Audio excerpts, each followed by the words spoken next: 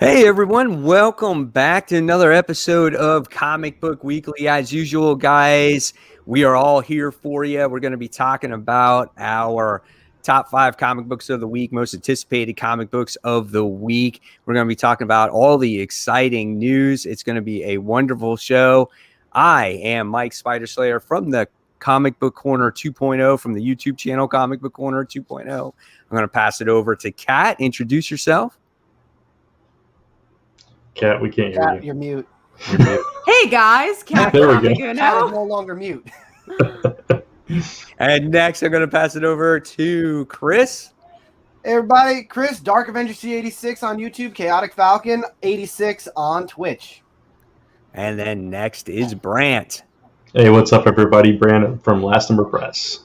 So yes, guys, we want to welcome you back, whether you're watching on the Comic Book Weekly YouTube channel, Comic Book Corner 2.0, and of course, if you're watching, listening to the audio version of this. So guys, all of you, welcome back. Sorry we're a little bit late today, but that's how it goes. We got to talk, we got to plan, we got to make things happen. So we provide a great show for you. So I'm going to pass this on to Kat. She's going to kick it off with the news. We got some good stuff to talk about today. We do. We actually have a lot of news to talk about, so we're going to jump in. First up, this is something Chris wanted to talk about, and that's TMNT Shredder's Revenge game. I know nothing about it. Is this a new game? Is it a remake? What's going on? It's a brand new game. It's sequeling what we got with Turtles in Time and the TMNT arcade game. It's the same style, and apparently it, like I said, it takes place right after those games. It's going to be awesome. It's going to be obviously probably a digital download game. I don't think they'll make a physical release. If they do, I'm taking it, that's for sure. But I love it because it's in the same style as the original classic Turtle games. Same play style. Story's going to be moving forward. It's got the Turtles from the 80s. I'm excited for it. I can't wait. The trailer for it was spectacular. I mean, any Turtle fan or anybody who played the arcade or the game, you're going nuts for this. It was amazing. I admit, I spent a lot of quarters in that machine back in the day. Yeah, that was a go-to at the arcade. It was just fun. So it's cool that they're bringing that back in the same style and everything, and it's just like nostalgia and a nice new package. My comic book shop when I was a kid actually had that arcade machine in there, along with like 3 or 4 others, like because obviously they needed room to sell the stuff that they had. But they had that game in there. Me and my friend, same thing. We were playing it day in, day out for hours at a time. And it was just like, when I saw that intro, it was just like, man, that just brings back memories, man. Yeah. It's awesome. I was really happy to see it. Looking forward to seeing what the game is going to be about, or where is it going to be released? Do we not know? Is it going to be everybody? Digital platform. I think it's going to be on consoles and PC. Okay, gotcha. Yeah, the cool thing about that game and the X-Men game, it was like because it was 4 players. Yeah. So you'd like meet total strangers, just people walking up and playing. And you're like, okay, I'm gonna join in the fight, and they could just come in at any time. Yeah, I mean that was cool. like old school multiplayer online gaming, right? Exactly. Yeah, it's just Only like some guy would come up, and the difference is, it's like you said, they just show up, and you're like, "You mind if I play?" Yeah, I was like, "Yeah, go ahead, man." And it's just like you would just play and play. It was always that, X-Men, and The Simpsons. Those are my 3 favorite 4-player games. I didn't like people, so I never played. Cat never went to an arcade. When it was the game going on, though, it was like it didn't matter. You were all on the same playing field. Yeah, it brought down all the barriers. You're just on equal footing then. I don't know about that one. They're just like, no, stranger. I'm gonna be playing Crazy Taxi over here. All right. So going into some comic news, which is one I wanted to talk about. Green Arrow's getting an 80th year anniversary issue, which is no surprise because everyone and their mom has gotten an 80th anniversary. But I'm a huge Mia Dearden fan, so that's really all that matters to me. I really want to see Mia again, and she was on the cover, so I'm excited about that. Why didn't the kids get an 80th anniversy now that I think about it? You said mothers, and that's the first thing that hit me. I have a feeling, Mother's Day is around the corner. You never know. Maybe. Digital first. Honestly, I wouldn't be surprised. At some point, we get a Mother's Day anthology at some point. There's a lot of moms in the DC universe. But yeah, let's get into... They're all named Martha. They're all named Martha. It's actually just called Martha. Just call him Martha. Yeah, exactly. It would be a wonderful, wonderful series. So moving into the next thing, which is Marvel reveals Doctor Doom's bride. It's a new character. It's one of the citizens of Liter. Yeah, and Brant guessed it.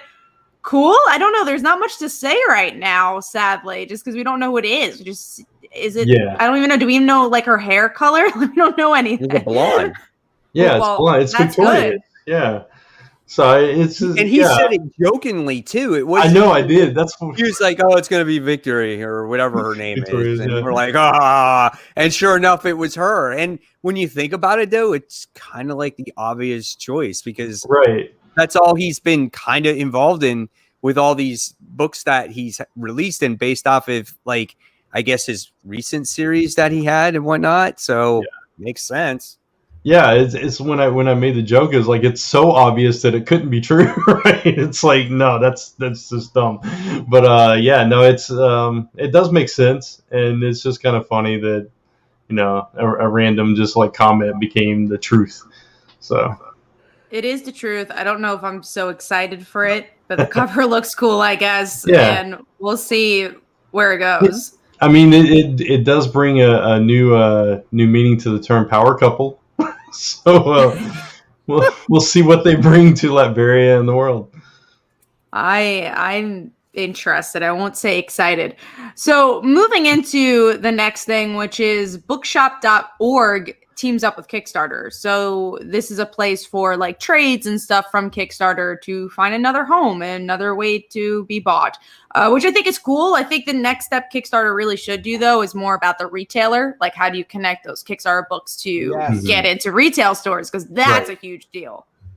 Yeah, but I mean, it's a great first step. It's something they've never done before. Partnering up with a site to actually feature some of these comics that are funded on Kickstarter. It's just like, I don't know. It's an extension of Kickstarter always says they're not a marketplace, but making that extension, it in essence makes it kind of a marketplace, which is another opportunity for comic creators like us to get our books out there to more people. So that's always a good thing. So going into the next thing, which is Batman's new villain. I feel like every week we have a new villain for Batman, and that is the Gardener. And I guess it's going to be Poison Ivy related, possibly.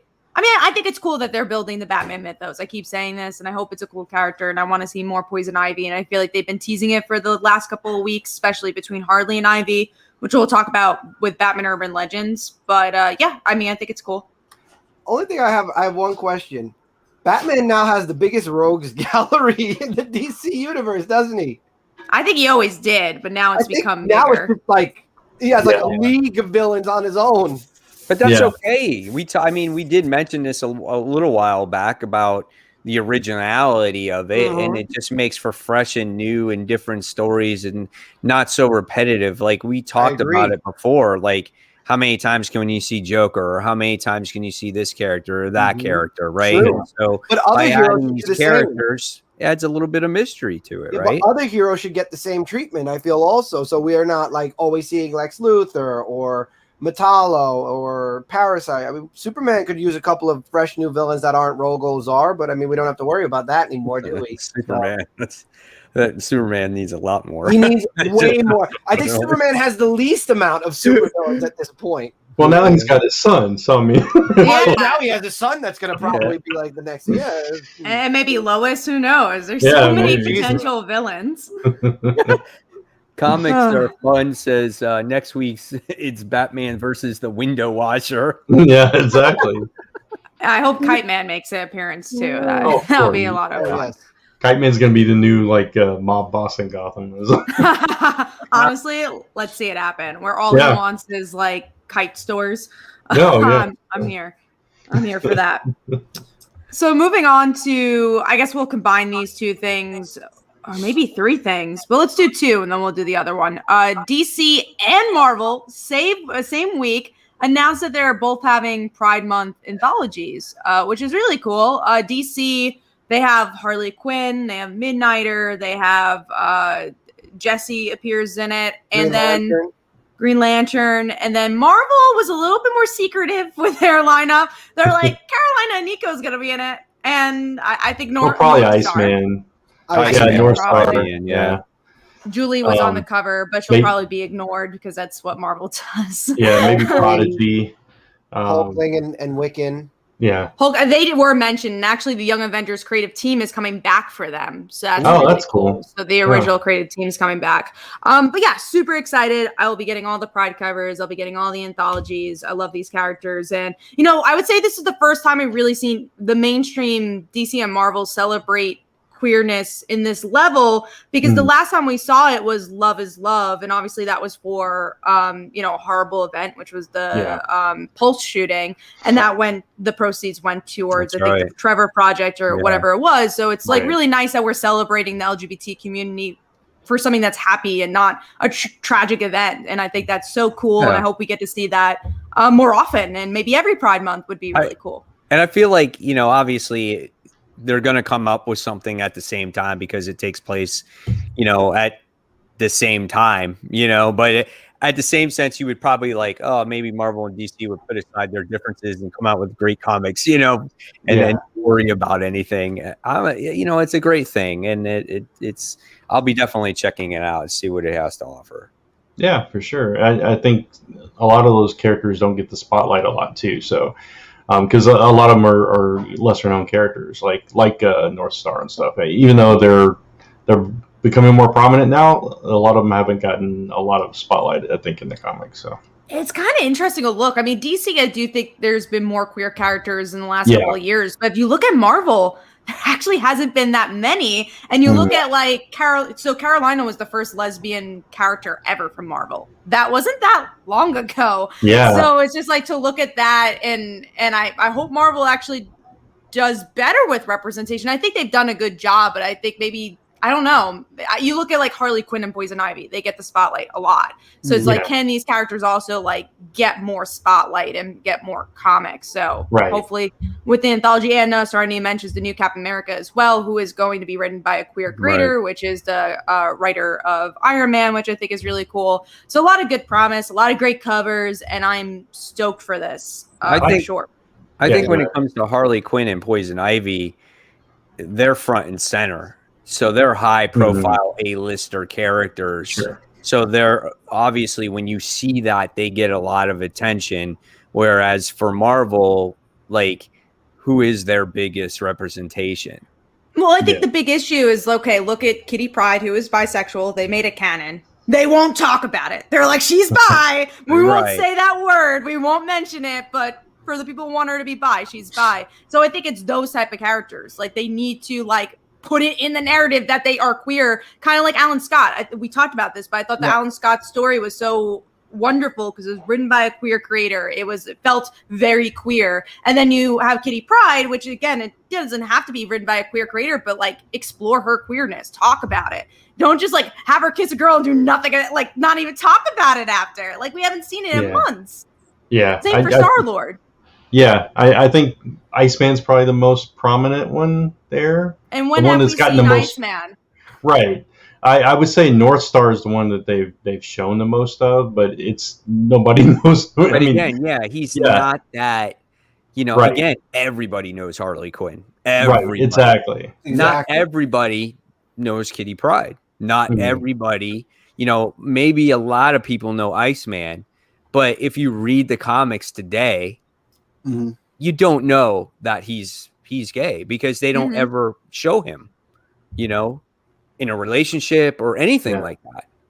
Right. So I 100% agree. Or just show him in general. We'll even just say that. I think Iceman doesn't even have a story, not even the side note of in a relationship or talking about his queerness. He just doesn't have anything. And I think that's such a shame. Yeah. I agree. They did Iceman so wrong. They did such an injustice when it came to Iceman. Yeah, I agree. I agree.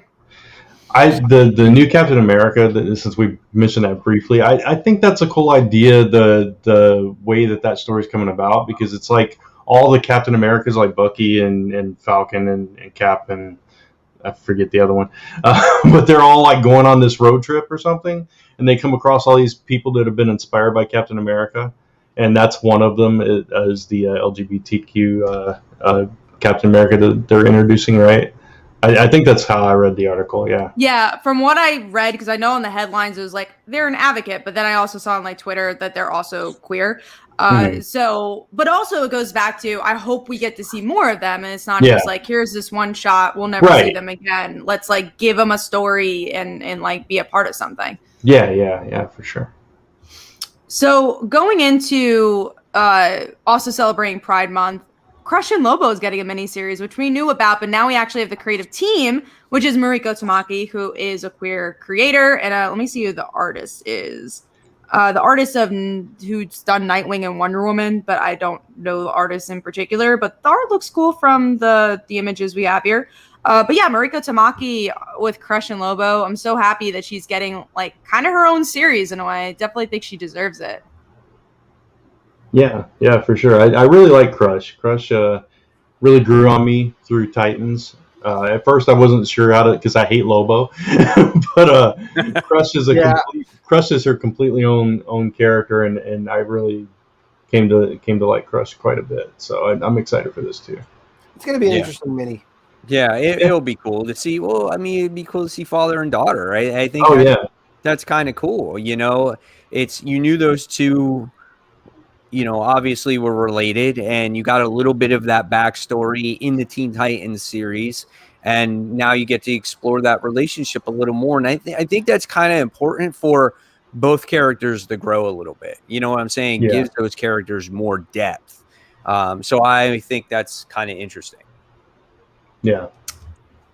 So going into some Batman news, and I guess also the CW news, because we actually didn't talk about this with the DC Pride book, but actually Nicole Maines, who plays Dreamer and Supergirl, she's writing a story for Dreamer in the DC Pride Month anthology. But then we also have the Batwoman's Luke Fox writing a Batwing story in Batman Urban Legends, which will also be a short story, which I think is interesting. So you're actually getting the people who play these characters on TV to write the comic. I don't know. I think, either way, you can say, oh, well, how about the up and coming writers? You want a spot for them. I say anything that we always say this, anything that brings more readers to read books, like super fans of these actors are obviously going to read these books. I think is great. Yeah, no, I completely agree with that. You got to have more awareness for the comics. And like you said, if these actors are writing these comics, then their fan base are definitely going to check them out at the very least, and maybe that'll make them fall in love with comics and the medium and those characters and seek out more. So cool. All right, and then another Batman news that the Court of Owls is going to be in the Batman the Animated Series sequel series. So it's been announced that they're getting a sequel. I personally didn't love the original, so I don't know if I'm getting this, but cool. Question mark? Yeah. That's how I feel. Cool question mark. I didn't love it either. It just I don't know what it was about it. It just didn't quite capture the animated series for me. It felt very two-dimensional in all honesty. Yeah. A little boring. Yeah, and maybe even a little. It wasn't as deep as the animated series, so it just it was lacking a little bit. But I still think it's really cool to bring the Court of Owls into that world. Mm-hmm. I would love to see that actually animated, but Yeah, I agree. I mean, again, if you bring in the Court of Owls, it could be kind of cool. Maybe this second one might be a little bit better. You never know. Maybe the art could be a little bit better also. But if it's a little bit more in-depth story, it might truly be better too. I mean, the other story had some Deathstroke in it, and it had some, Jason Todd and stuff like that. And I liked it in the beginning, but then I kind of fell off of it too. It just didn't really keep my interest all that much. Yeah. So we're going into the most anticipated news piece of of the week, which is the close of the X-Men Gala. So You have to screenshot that. Oh, yeah, you got to I am. screenshot. Oh, okay. It's like, okay, so now they're on the red carpet somewhere. Yeah. they're Let's at get the this done. Oscars or whatever. Let's get the true party started. Yeah, I am ready. Let's see if I can scroll down. All right. this is Now interesting. First we got Storm. Her name is Storm. Oh, let's see. Okay. There is her costume. Her cape is a cloud. I actually like it. I think that's cool. I think she has a cool costume there. I don't know what her hair is doing, but Her hair I like is her more cloud. like a cloud too, and then it Yeah. like goes into a storm cloud. Is that her new power? Maybe Yes. is that she becomes a cloud? Oh. I don't know. This girl is on cloud 9 instead of this girl's on fire. I mean, the artist that did these is Russell Dauterman, which I think we all like. So I mean, that's cool. But yeah, it's Her cape represents maybe lightning, right? I mean, also 'cause you Yeah. get to see- the yellow through it. Yeah, she's got those thigh-high boots. She does, and those heels. The Those heels heels are are- nice. Yep, those are. I don't pretty know high how she's heels. walking. Yeah, because there's this like little curve also, so Man, how that's do you very battle in interesting. something like that? Like, how do you run? I guess you don't need to when you can fly. Yeah, there's no excuse for. Well, there is an excuse for Storm, so she's okay. Let's move on to Jean Grey. She also has heels though, but she can also fly. it's kind of funny. Yeah, seeing she's got this heels. Wolverine She's ad. sporting the low back many ads. dress, Yeah, and got the cape going with the which looks like almost a 1980s headband. yeah. There's a lot of '80s influence in all of these. I think. Yeah, I wonder what the gold represents. Is that following her during the ball? Like that's always in front of her. Oh my god, that's weird. It's interesting that they're keeping their general color schemes and their general outfits, just kind of amping them up a little bit. So Don't know how I feel about the butt cape. the But butt cape- cape. I mean, I don't know it's how at the she's- top of her butt. I mean, seriously. It's yeah. It's called the train. Yeah, and it is. Yeah. I like butt cape. Her butt cape might be a little hard to fight in. That's what we should have Mic titled this episode. Yeah, Jean butt Grey's cape. butt That would cape. have got people. Yeah. Everyone won't click on the video. Yeah, They're like, This is exactly. the episode I do avoid. All right, Right. now we got some guys' fashion, and let me tell you, he's not dressing up as well Oh as my what is goodness. up with here. that? What is this? What is that visor? What is I anything don't with know. that? He's like a football player. The- Like he almost has a face mask, but The only This thing is he's not missing flattering. here. The only thing he's missing here is tails on his coat. I that would set it off. Yeah. think my only compliment is maybe his hair. His hair looks okay. here we go. He's- we got to talk about the hair. That's okay. What's the highlight though with the glove? Like they make it a thing to show him the yellow portion of the glove, I think just Yellow. because he has yellow in his costume usually, and they're like, look, yellow. and you can't complete the X. Like the X has to have like a little blue portion. Oh, I didn't even notice that. Look at that. Yeah, It's fashion. interesting. He's been Yeah, working not- out his thighs quite a bit there. They're He doesn't pretty have a good. butt cape though. He I'm is. sad. No, he'll I'm saying steal he needed jeans. tails. Yeah. Tails will work. Does. Tails will work. Yeah. It actually does kind of look like he's about to get married. Like, especially the back. If you only look at the back, it's like, okay, that kind of looks like a suit. Not a good one, but he really looks like he's coming out of an 80s movie. Like a, Oh I yeah. don't even know what that visor is all about. I really don't. I And don't. also, how does he even attach it to his face? It's just like a It's band over his on your nose. whole head. It's over his nose and it's not even attached to his ear or anything. It's just I- kind of floating. I don't understand any of this, but it's. He almost looks like a poker player, like those old school. Oh yeah, your yeah. visors. I kind of like that idea a bit more. Like he's just really good at poker. Poker So clock. that's Cyclops for you. Now we're good. This Yeah. one is Oh, okay. interesting. This- Yeah, we this got one's the Rachel. problem. This That I'm is, scared. This is Yeah. I feel like I'm gonna. What get is with the pointy boobs? I gotta point that out. It's Well, the Madonna you look. know, 80s. she really wants to get Kitty's attention, and she's just like, "This is it. This is how Kitty will love me."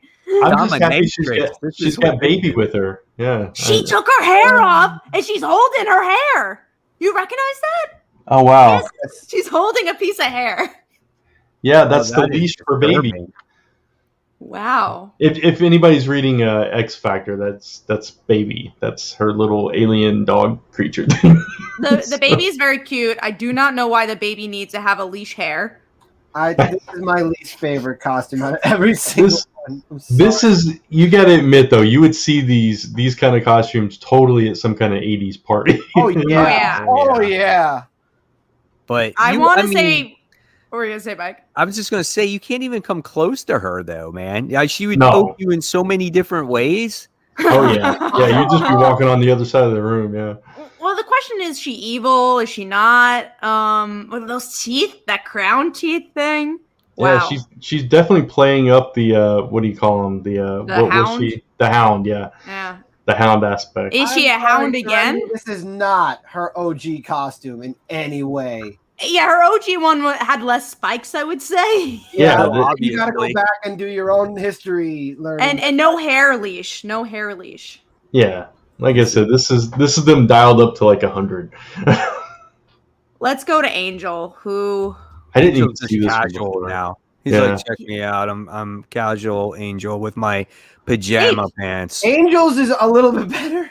Angel is like, I couldn't be bothered, so I just threw on my he's pajamas. this is after COVID. He's like, Yeah. this is how I dress now. Is he wearing a coat? Is It's- that what it is? A coat? It's like a cape. Does it have stars on the? It's hard to. Well, side of no, it, it's yeah. X's. It's X's. Oh, it's little X's. Okay, that makes more sense. Okay. I like the yoga pants. No, I don't. I really, but he looks better than Cyclops.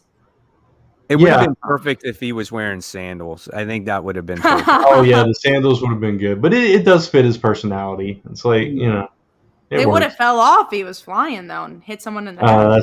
That's true. So can't do that. All right, we're moving on to the next one. Oof. Oh, oh my goodness. Okay, this one is definitely competing with Rachel's costume. Here we go. This actually makes. I will say though, like this is something I would see on a red carpet. Like I wouldn't be Yes. surprised. I would Oh, see yeah. this at like the Grammys or like something like the Met Gala. Late- Like this Lady at least Gaga. makes sense. I don't even know who this is. Very Lady Gaga. This is Penance from X Corp, they say, or X Corp. I don't know what they're Oh, calling the book I'll be Okay. flipping. it. This is it Monet? Monet Saint Monet. Oh, Monet. Is it Monet? Monet. Saint she change her Croix. name? Oh yeah. Okay. Yeah. Yeah. Ben's outfit. There we go. That definitely fits her personality too. That makes sense. I mean, like there's her like nothing little wrong veil. with it. It definitely fits like a dinner outfit.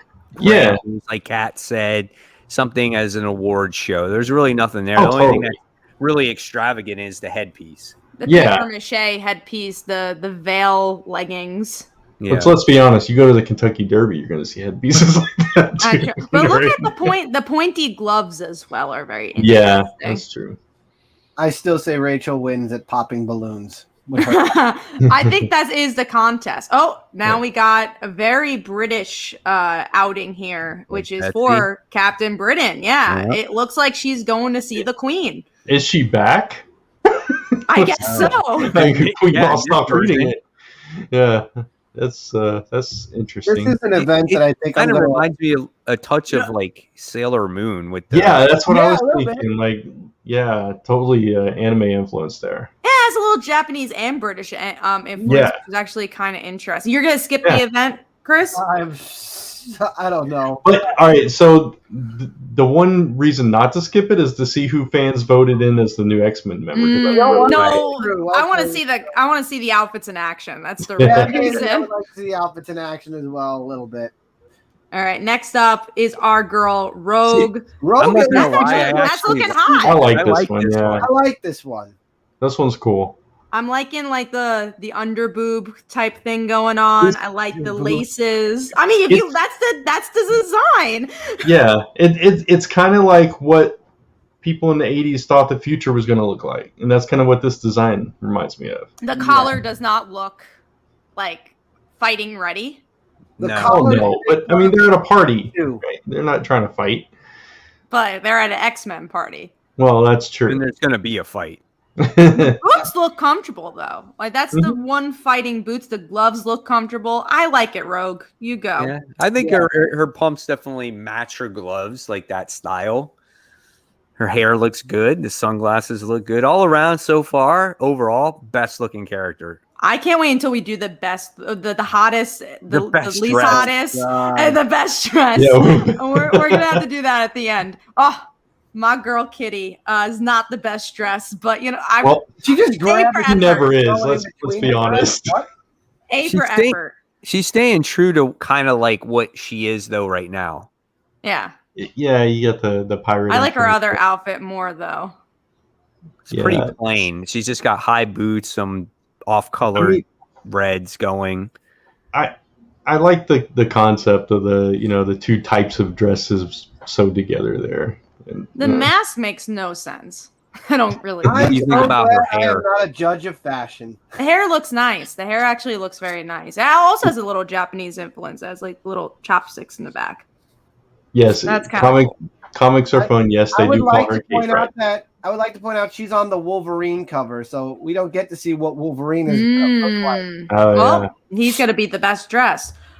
Well, also they said here that Emma helped her get dressed for this, so I kind of like that.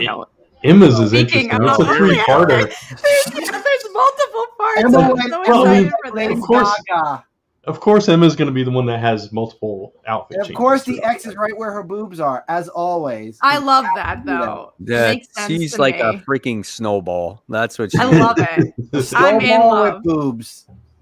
Snowball with boobs. I love it. I think that looks great. Snowball with boobs, heels all over the place. She has a cape everywhere, so she's just all cape. And This then is wow. Yeah, the diamond form. That's when she reveals the cape. Yes. Yes. I like that. I don't get her shoes. Yeah. Are they shoes or are they like socks? Like I hope they're socks. I don't even see where her feet I don't end. either. It's like okay. That outfit's very Emma though. Yeah. Oh yeah. The feet.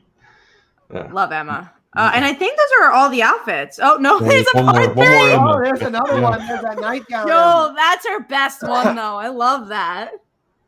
That's I really impressive. like that one. That's impressive. I can't wait to see when these are Look at those finished. platform shoes, man.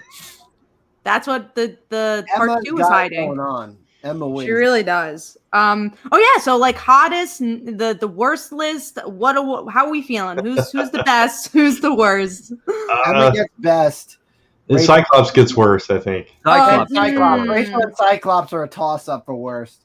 I gotta go with Rachel for worst. She has a leash with hair. Yeah. Might be my worst. My best, I actually think is between Storm and part 3 Emma.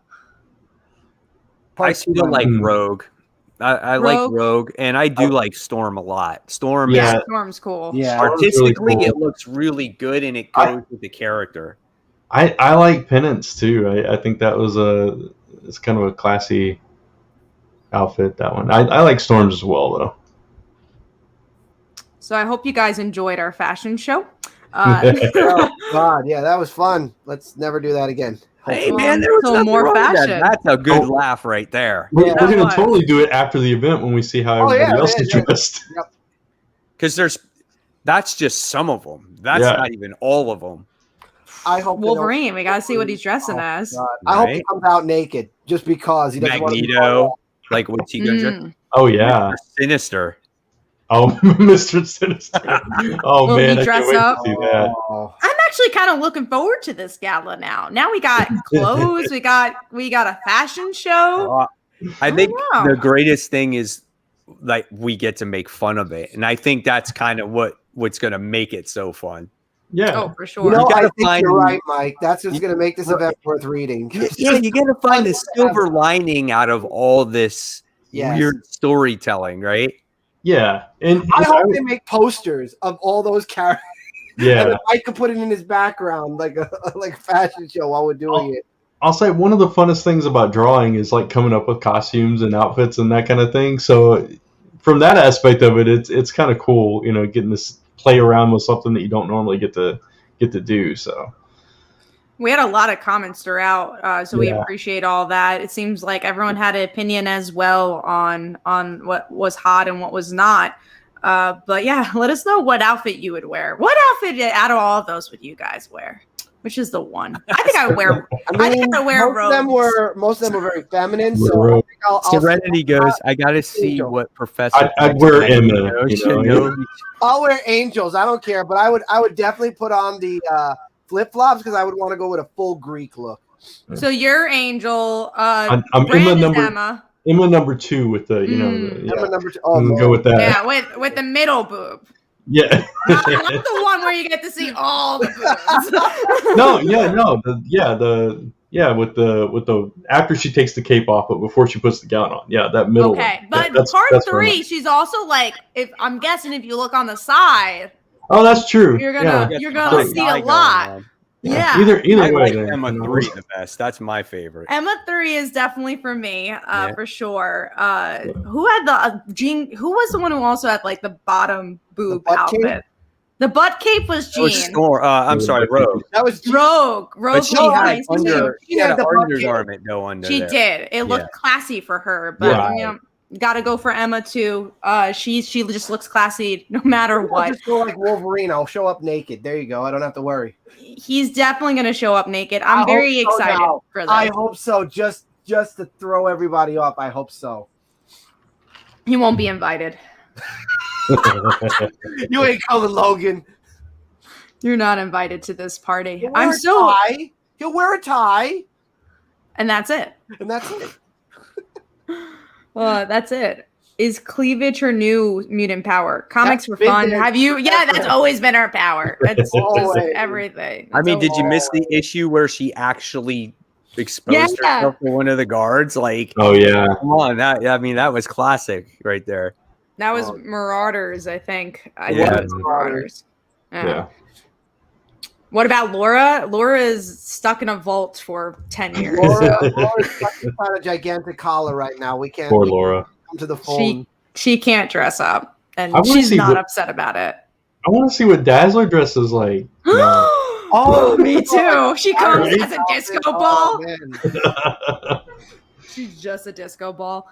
I'm excited. I'm excited for all these new outfits.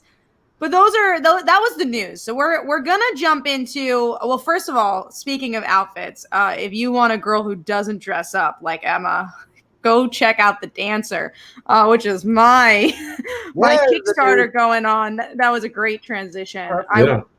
For sure. But yeah, go check out my Kickstarter, which I'm trying to screen share. It just launched yesterday, and we're doing pretty well. It's only been a day, and we're almost at 200 backers.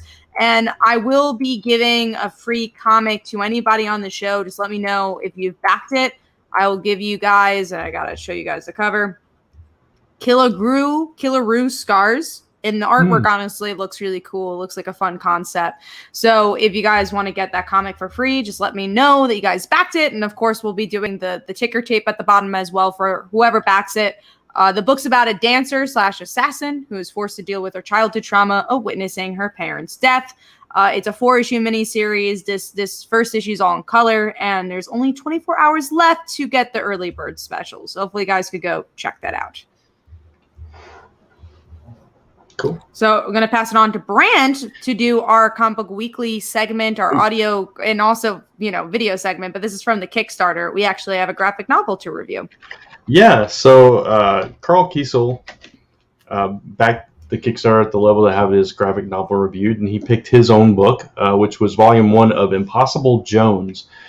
So we all read that over the past week, and we're going to talk about that. So it's a fun book, and he actually, before we get into that, he has Volume 2 live on Kickstarter right now. So if you want to go check it out, we'll try to toss in the link at some point.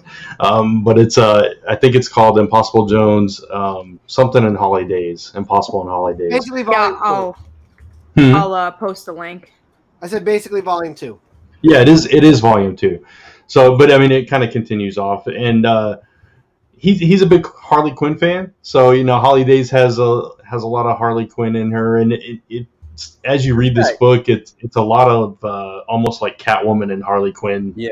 Yes. Going on there. That feel to the art in it has that feel as well, where you kind of felt like, she was a Harley Quinn character, like you said, and like a Batman animated feel to it. That's what I got when I was reading through it. I got that feel as well, and the colors are really bright and vibrant.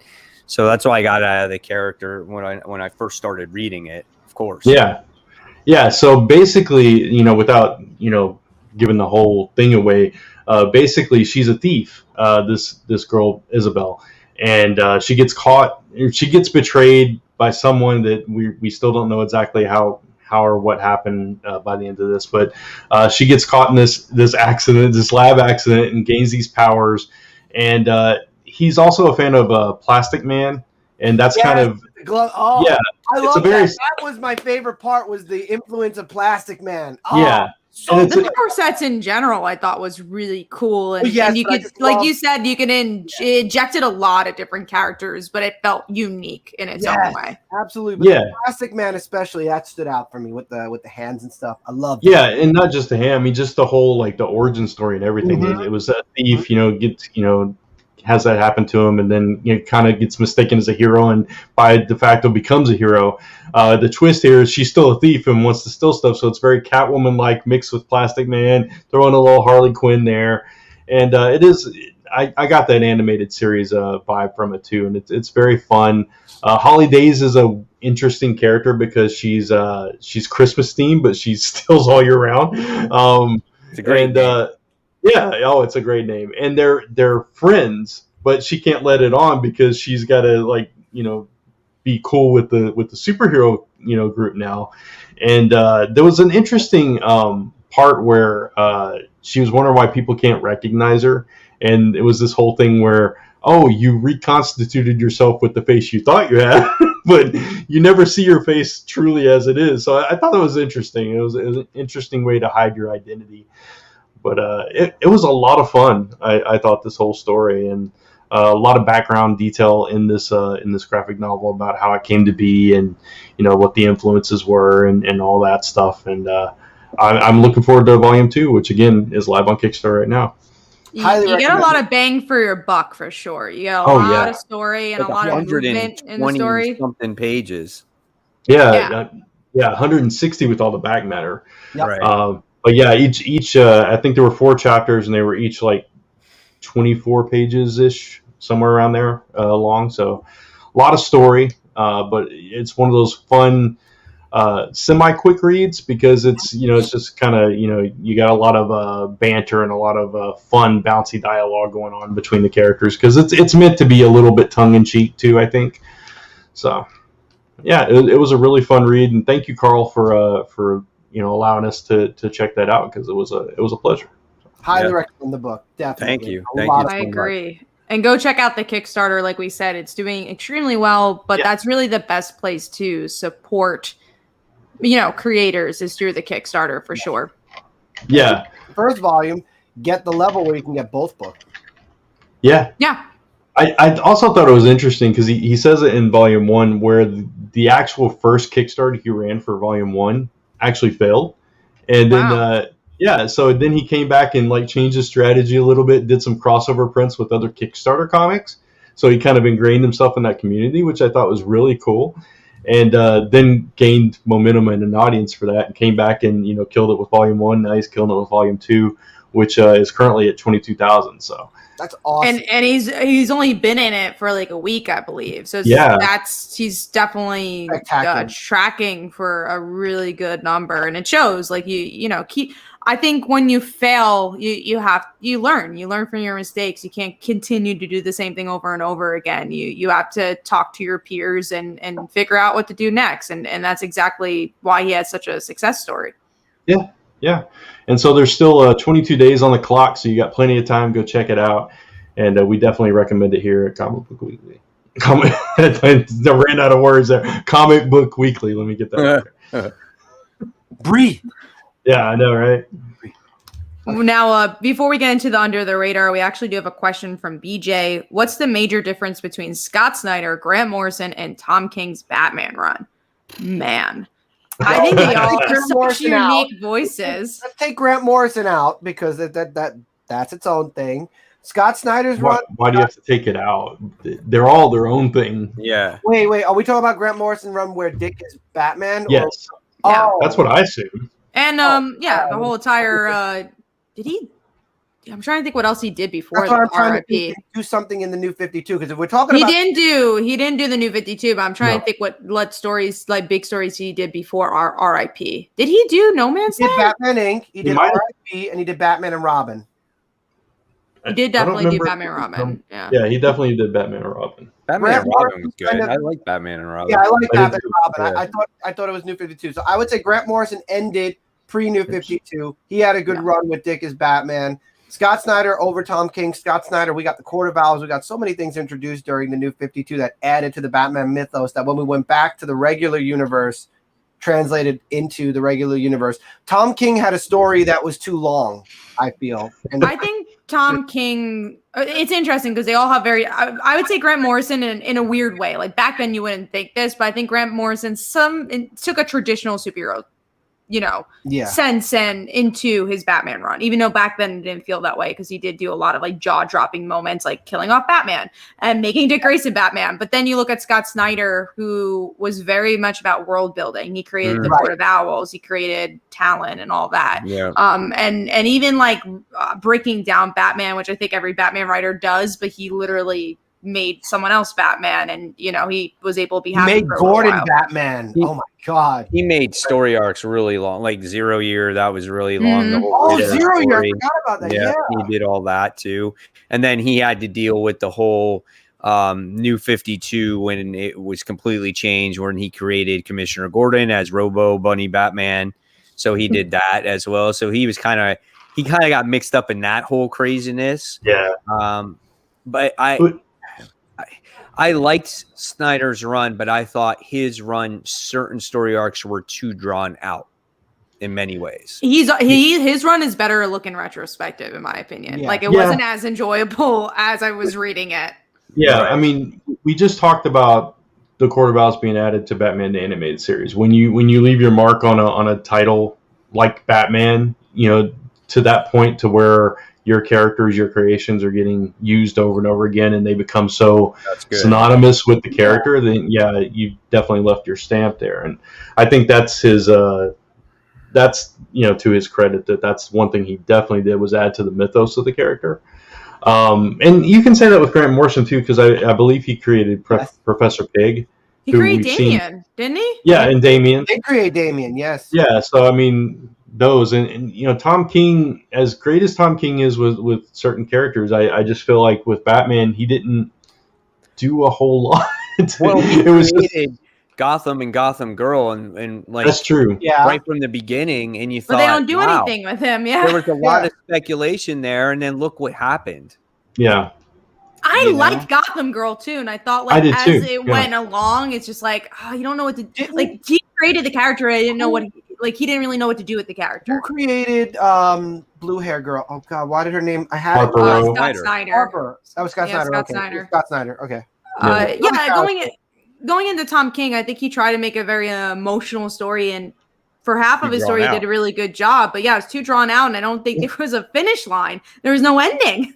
Yeah, it was so drawn out that you lost interest in it halfway through, and it never picked up steam. It just kind of had that steady crawl to nowhere. They ended up, like you said, there was no finish line, and now we got Batman Catwoman, and it's like totally not the same thing. I dropped it. Yeah, I know. So it's I'm gonna see where the next issue goes before I drop it. I may all add it back in the big books because I was gonna drop it off because only Brant was reading it, but if Chris is reading it now too, you guys can tell me what's up with Helena and her coffee dates because that's all that matters to me. But that was a great question. We'll get into Under the Radar now. All right, Under the Radar this week. I want to go first this week because Deadpool's 30th. Nerdy 30, one shot, whatever. 30. Deadpool's 30 years old, apparently. Happy birthday, Deadpool. They're making a bunch of Funkos for Deadpool's 30th, by the way. I did get Doesn't he have enough?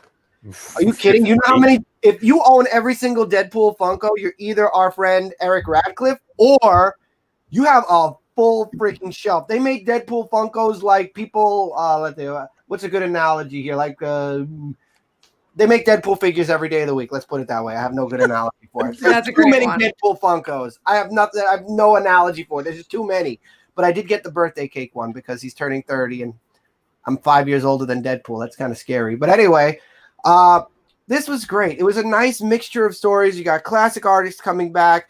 There was a story about this was the first book I read. I read it last week, and I wish I could remember the whole thing now. But there was one where he was a prisoner, one where it takes place during current day Deadpool, one where he's hopped. The first story was when he was a baby, and Cable kept coming back and either saving him or killing him. And then you just had like a dozen different Cables showing up, and then he just blows them up at the end of the story, I believe. It was fun. If you're a Deadpool fan, you're going to want this book. I loved it. It was a fun read.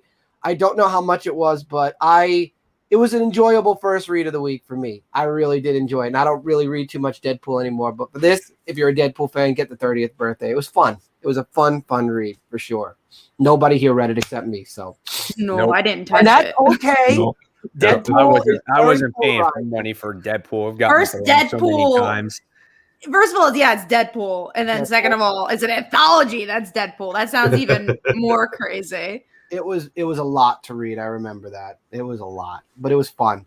I just can't remember everything in it. So with that being said, Mike, do you have an under the radar this week? I actually don't, because all the books that I did read is not something that is worthy of under that radar status for me. And Brant's going to mention his, which is going. I'm going to pass it on to him. Which okay, is fair enough. Taskmaster. Okay, Brant. Yeah. Taskmaster issue number 4, which. Nice. Good. I'm glad you did. I don't think it was the best issue of the series, sadly. Yes, I know. I read it, and I was like, "What the hell are these guys talking about?" But it was still good. You know, it just I don't know. This one was kind of a. It was a way to get from one point to the next in the story. Yeah. Whereas the rest of the series so far has been so good. But at the same time, I still love the fact that he put himself in. You know, he invaded Wakanda of all places and got taken to their dungeon and had to fight a bunch of their people just to get this Kinesic imprint of I can't pronounce her name, but Akoi, something like that. But yeah, just to get her signature and then escape so they can continue with their master plot here with Nick Fury. But it was a nice little kind of sidestep to his mission. Yeah. So I mean, I still enjoyed it quite a bit. But this, it was a point A to point B type of issue, to get to the end game, I guess you want to say, in this series. And I agree, it wasn't the strongest issue. I don't think anything will ever top that second issue. The third issue was good, but the second one was phenomenal. And but it will be interesting to see how this wraps up, because I read the description of the next issue, which is coming out not tomorrow, but the following week. And basically, obviously, it's something is going on where I saw this coming, where somebody set him up, because he didn't obviously kill Maria Hill. So we got to find out who that person is that set him up. Now, is it Nick Fury himself? I'm curious to see. Oh, that would be interesting. Yeah. All I know is he's scared to death of Black Widow, and I don't blame him. And Chris, you got to go back and read the second issue, though. I will. It's Taskmaster versus Hyperion. Oh, I got to read that. Yeah, it was so good.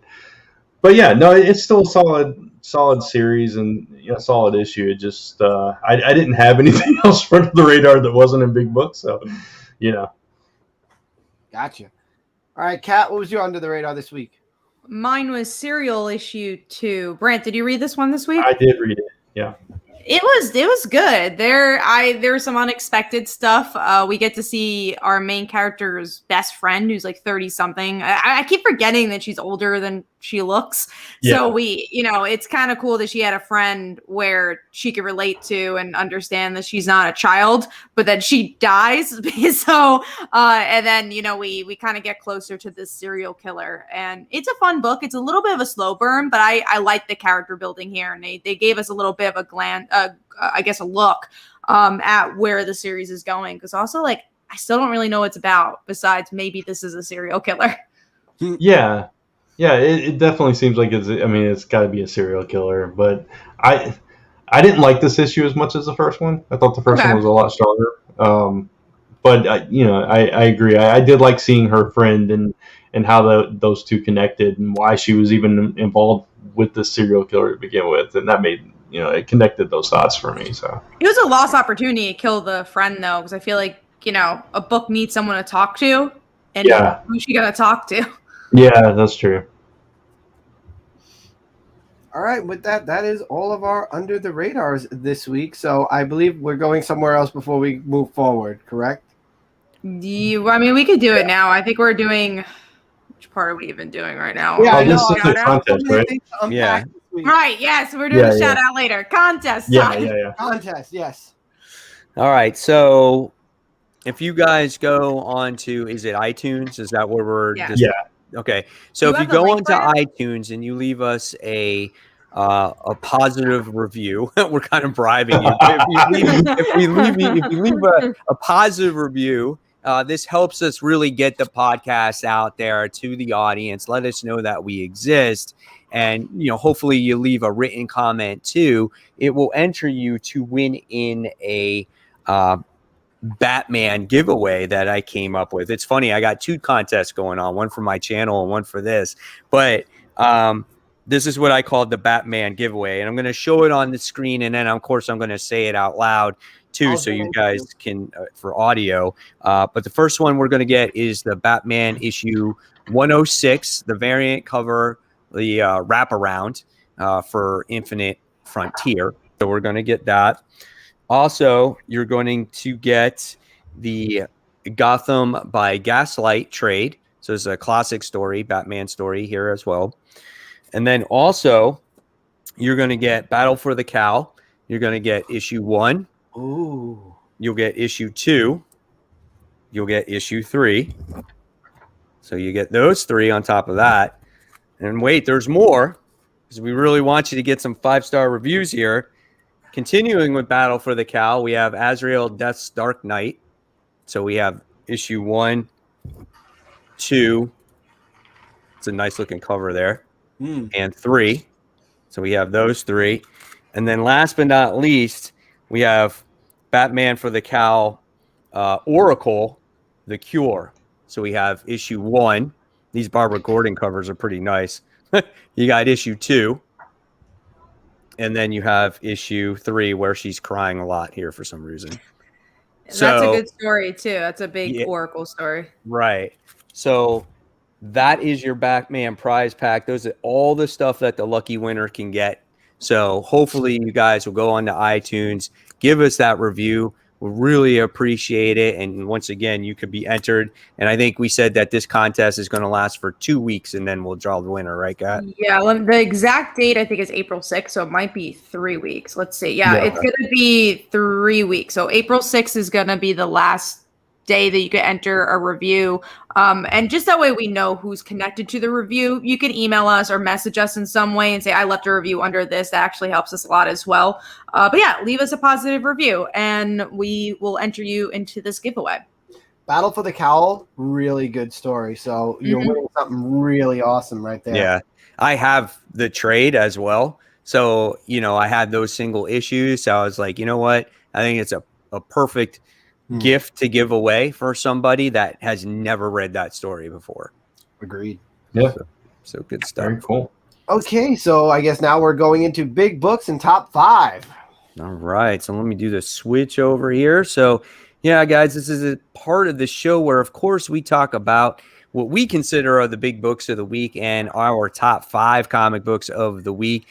You've been warned. There's going to be definitely spoilers in case you have not read these issues yet. So here we go. Let's talk about the big daddy of them all this week. And we were all kind of on the fence about this particular book when it first came out or before it came out. And this is the Joker.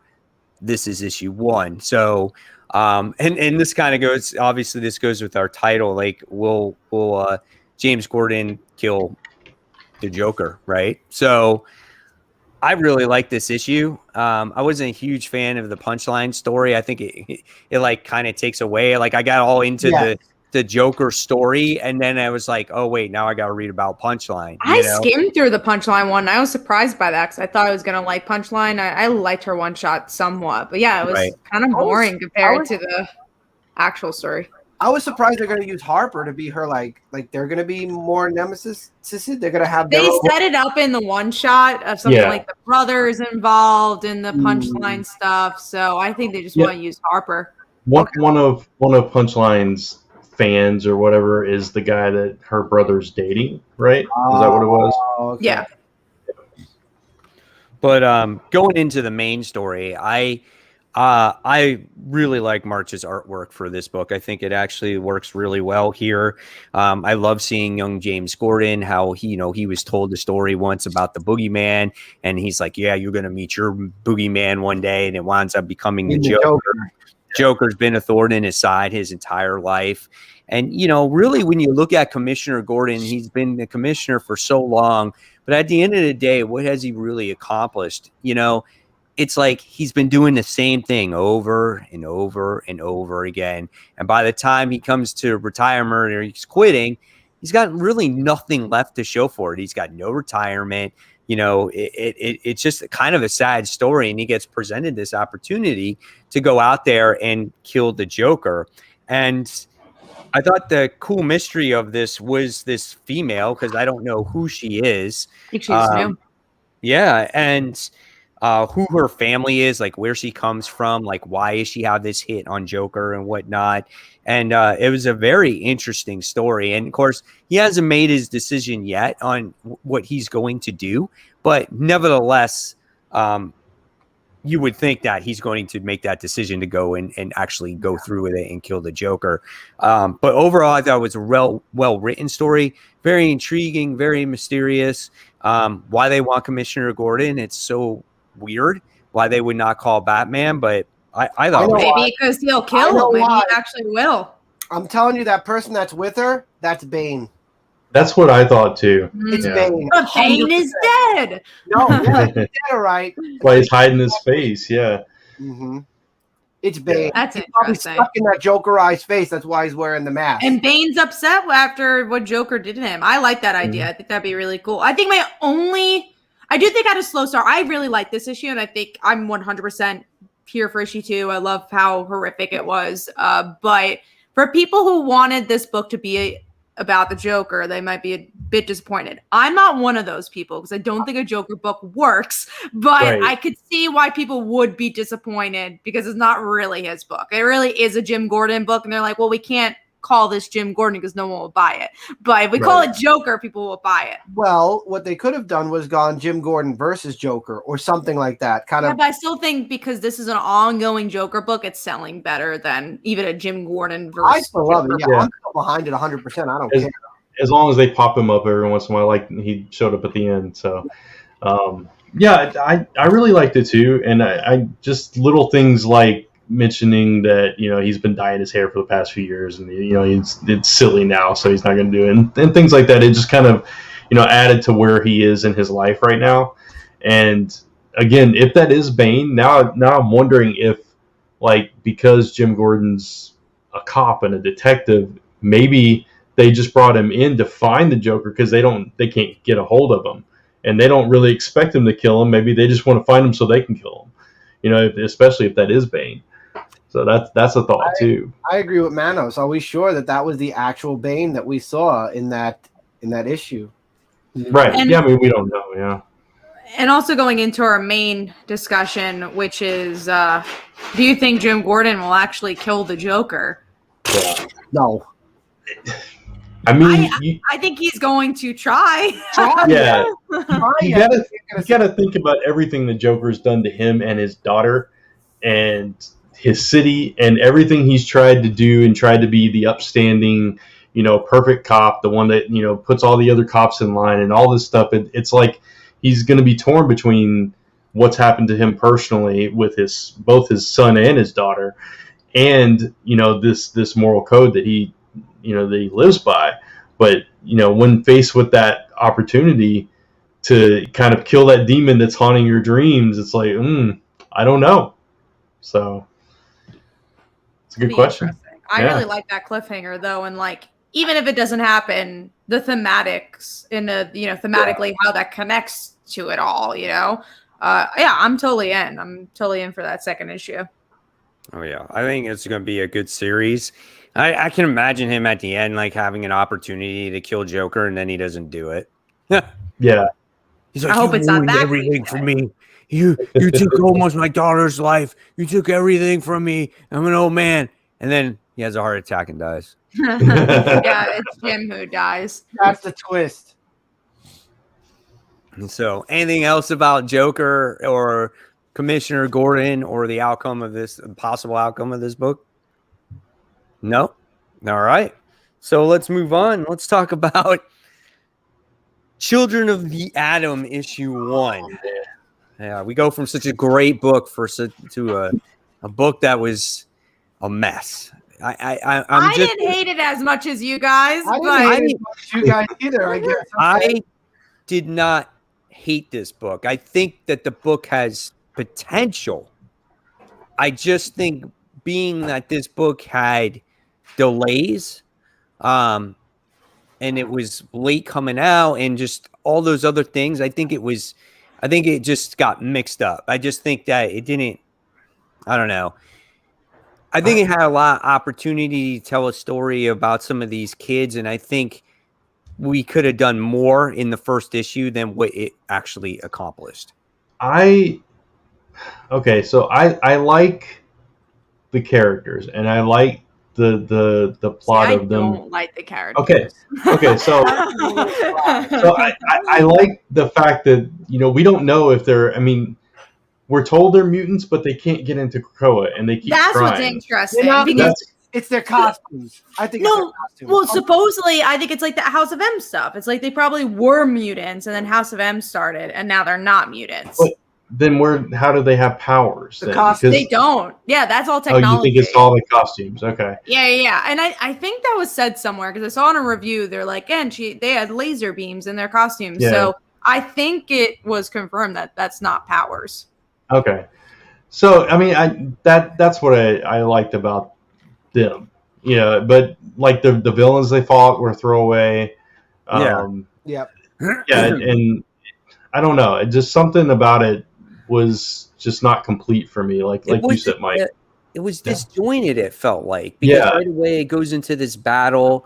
And if you have a brand new characters and you go into a battle right from the start and you see a panel here, a panel facing this guy, and this person does this, and this action-packed scene happens, and this happens, and you're like, whoa, who's this person? What are their power sets? What do they do? And you're just like, and it goes on for pages, and you're just like, okay, what's happening? And then it just stops, and then you get these weird different characters where some of them interact with each other, but you don't really know their personalities. Like, Beatrice, like she's sitting on the bleachers talking to her friend, which is like supposed to be like the Gambit character, and they're talking about going to a Dazzler concert together and about the dude that plays basketball. And then you got the one guy who's like, well, you mutant lover. It's just like there was just so much randomness in that book, and it was kind of all over the place. Yeah. That's what took me out of it. They never really focused on any one character or any one direction, I found myself until the end. Yeah. I agree with that. I think what I think has potential and why I would get issue 2 is because like thematically, this is such an interesting series. Like, right. We're so much on Krakoa. It's kind of cool that there's an actual series that's not involved in all that. But I agree. I think none of the characters landed. They're all like, I didn't really get their personality at all, and I'm very worried for the rest of the series. Obviously character is the most important thing. It's okay. It's just going to be a mini series. Well, that's true. You never know. You got a sense of some of them, like the Nightcrawler one. He's like the young, fun-loving. You got like a general sense of base personalities, but nothing deep at all. Yeah, nothing that you want to like. Oh, I got to read this next issue. I need to follow this character. I'm trying to think of an example. I don't know if there's been a recent example of that, of new characters that just like. I guess Teen Titans, but that's not even a recent example. But they did a good job with that. But and what makes it more frustrating is she had a lot of pages to tell this story. Mm-hmm. Yeah. And it was like disappointing as all can be. Yeah. It's just that last thing about not being able to get into Krakoa was the interesting thing. And then the one interesting, we had to strike it from our news, right? Because it was like a non-news thing, the different pages between the print version. Yeah. Because it wasn't actually, so it was a news story, but kind of not, because I think it was just by accident. So I think they must have had a different version of this book before COVID, and they released that one on Comixology. There was a rewrite. Which I think was proven with the Comixology version, because they must have released a previous version on Comixology, and then, obviously Print had the most recent version. Yeah, and like the last page, it was exactly the same. It was just a far shot instead of the close-up shot.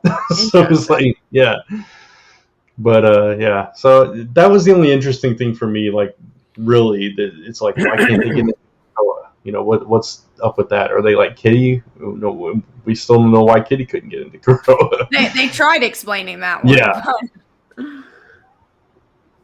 All right. So, any other Children of the Atom talk? I'm gonna try issue 2. I'll try it. Me too. Yeah. I feel like you have to with the premise, right? The premise was promising enough. We do have a question. What if we want to enter the contest and we're not Apple users? Is there a way an Android user place a positive comment on your podcast? I think, does the Spotify have a review section? I don't know. We are on Spotify, though, and we're also on iHeartRadio. I think they're in both. Yeah. So we're on. Are we on any other platforms? We're on iHeartRadio, Spotify, iTunes. Yeah, we're on a bunch of like smaller ones. Like I think anywhere, Stitcher, any place that you find podcasts. Just those are like the bigger ones that we're on. Yeah, anywhere you go, or even honestly, if you guys want to leave a social media review, like if you really can't find a way to do iTunes, just show that you shared the podcast in some regard, the audio version of the podcast, and then you could be entered in the giveaway as well. Cool. All right. So I never got a chance to read this book. And I wound up getting it, and I looked through it, and I'm like, whoa, what's happening in this book? So this is Carmen issue 1. I didn't read it. It's a weird one. It was really weird. So it's the artist who did the Joker. So the same artist who did Joker is also writing this book. And he did a story about this girl who's like with this guy for a really long time in their life. And this guy is kind of an asshole to her and like cheating on her throughout their life and whatever. So then halfway through the book, there's this like ghost version of her, and it looks like she committed suicide. So she's like following her ghost version, and it was out there. Particularly wasn't for me. Didn't really like it, honestly. Yeah. It looked quite disturbing because I flipped through it, and I'm like, okay. And I'm like, I saw what I thought was a ghost version of herself, right? And then I thought, okay, did she try to commit suicide? And it was just, it was a very graphic book. This is something that you don't want to read with children around or people very sensitive to stuff like that. So I was like, and there's no trigger warning from what I saw. I missed it, but there wasn't like you open up a page and be like, hey, we talk about these topics. It's just kind of talked about, which I think comics should be better with that. I think with something like that, it should be like, hey, trigger warning, but maybe you don't want to spoil it. I don't know how to really go around that. But if you pick up a random indie like this, it's it's a little jarring. Right. Yeah, I could totally understand that. All right, so then let's move on to our top 5. Chris, I'll start with you. What was your number 5? Number 5 goes to Deadpool's 30th. All right, Brant. Mine is Batman Urban Legends. Mine too, Brant. Is this gonna be a similar week? We were talking about this before the show. Yeah, we did a little bit. So the only reason it's not higher is because that Black Lightning katana story it keeps coming up. And Grifter, I honestly wasn't as involved. I like Grifter more than the Black Lightning. Yeah, I like Grifter. I've always liked Grifter though, and I thought it was interesting that it seemed like he took the identity of his brother. Yeah. So I thought that was interesting, and I enjoy that. But really, the the meat of this was the Red Hood story, which was fantastic. And he ends up killing again, which then he immediately regrets it. And in an alley, and in does an alley. it's pretty much like he became Joe Chill. And I'm like, ooh, that was really interesting. Yeah, Batman's not going to get triggered by this at all. Oh no, not at all. Fine. Yeah. And then someone's an orphan. Like the whole story built up with this kid. Oh, God, and I'm like, right. I forgot about the boy too. Yeah, Batman's gonna hate him. Yeah, it was a really good story. Yeah, I even love the flashback to young Jason and their relationship, and how Batman mishandled that even after Alfred called him on it. Yeah. And just it was so good, the story. I would read more of this alone. We have 6 parts of it, so the next 5 issues will be Jason Todd. I love it. The only reason why I'm not happy with this book is not the stories; it's the price tag. I'm sorry, $7.99. DC, you guys are getting a little. I mean, we used to talk about Marvel being money hungry. A lot of $7.99 books coming out of DC Comics now, and there's 6 parts to this. So I see the positive and negative of this. Like I see what I liked about this is that we're seeing a very different world of Batman that actually affects the Batman universe, right? These are not one-offs. These are like, if you want to see Jason Todd, this is a story to see what's up with Jason Todd. So I appreciate that. And I appreciate they're giving enough room for characters that might not have a chance to shine, like Grifter or people that are fans of Black Lightning. But I do agree. Like, I don't love it being $7.99. And maybe this is better to make it like chapters digitally. I don't know if this is a digital first book. This actually would probably be a better digital first book. I will be picking this up as a trade. I will not be picking this up in single physical issue. I am getting it single issue, but I will not be getting it printed just because I don't need that in my collection. But I want to see what's up with Jason. I also really like the Harley. Why. Yeah. Oh, yeah. Jason and also whoever else shows up. I really like the Harley and Poison Ivy story as well. That was a good story too. Yeah. This is like the first time I dealt with their relationship, and I really loved like the little nuances of like, oh, like how can a flower hurt you? And it's like so obvious it's about Poison Ivy, and then they kind of give you like this open-ended thing of like, yeah, they might come back, but you have to be patient. I really like that. That was a really cute story. Go, Brent. Go. No, go ahead. I was just going to say, for some reason, in my 4 months away from comics, I grew really close to Red Hood, the character, for some reason, and I just started reading. Yeah, I love Jason. I think I think he's great. Going back to the Harley, artistically too, I love the way that they differentiated between the past and the present with the coloring. It was just a really well done story overall. But go ahead. Sorry, I was just going to say we have a comment from Tevye, which I do want to mention. Kat said stop. He said, "Kat, stop supporting expensive books." I think there's certain ones like the anthologies, right? Like I don't love unless you love a character, like the Catwoman anthology, even the Generation Forge stuff. I didn't think it had a meat, or it didn't really feel like it was connected to anything. But books like this, where it really does feel like the Batman universe is trying to be more connected, I'm behind. And you know what? This is like a 70-page book, so it's not like you're paying $8 for 22 pages. Like there's a lot there, and you're supporting characters that normally wouldn't have a place to shine. I agree with what you said, Tevye, though, because I mean, some people like certain $10 books. Kat hasn't supported every single expensive book, and to be honest, by any means, if anything, all of us have spoken at some point. I mean, Mike has even done a whole video on his channel about the expensive comic book. So by no means are we saying buy every expensive book. Me personally, my pockets and the way I feel, I want to get this book physically. I just would rather get it as a trade. Kat's getting the single issues.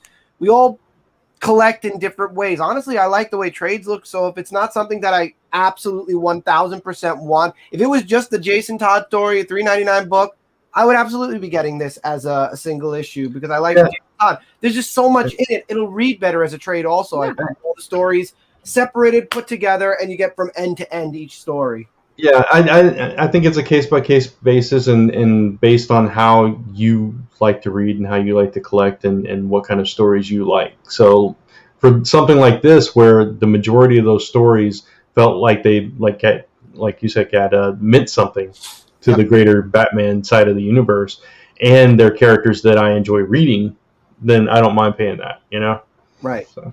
Yeah, I'll read the book as long as the main story is good. Like, being that this was Jason Todd's story and it was 6 issues, I was like, okay, I'm on board with this. I liked the Harley story as well. That justifies that how much was it? $7.99. Yeah, that justified the price tag for me. So I was like, okay, that's fine. But same thing. I mean, I made it a thing myself that I'm going to cut a lot of the anthology books out. Oh, That's just one of the, like Deadpool, for instance. Yeah, like I wasn't even touching that. Like I wasn't even considering that book, you know?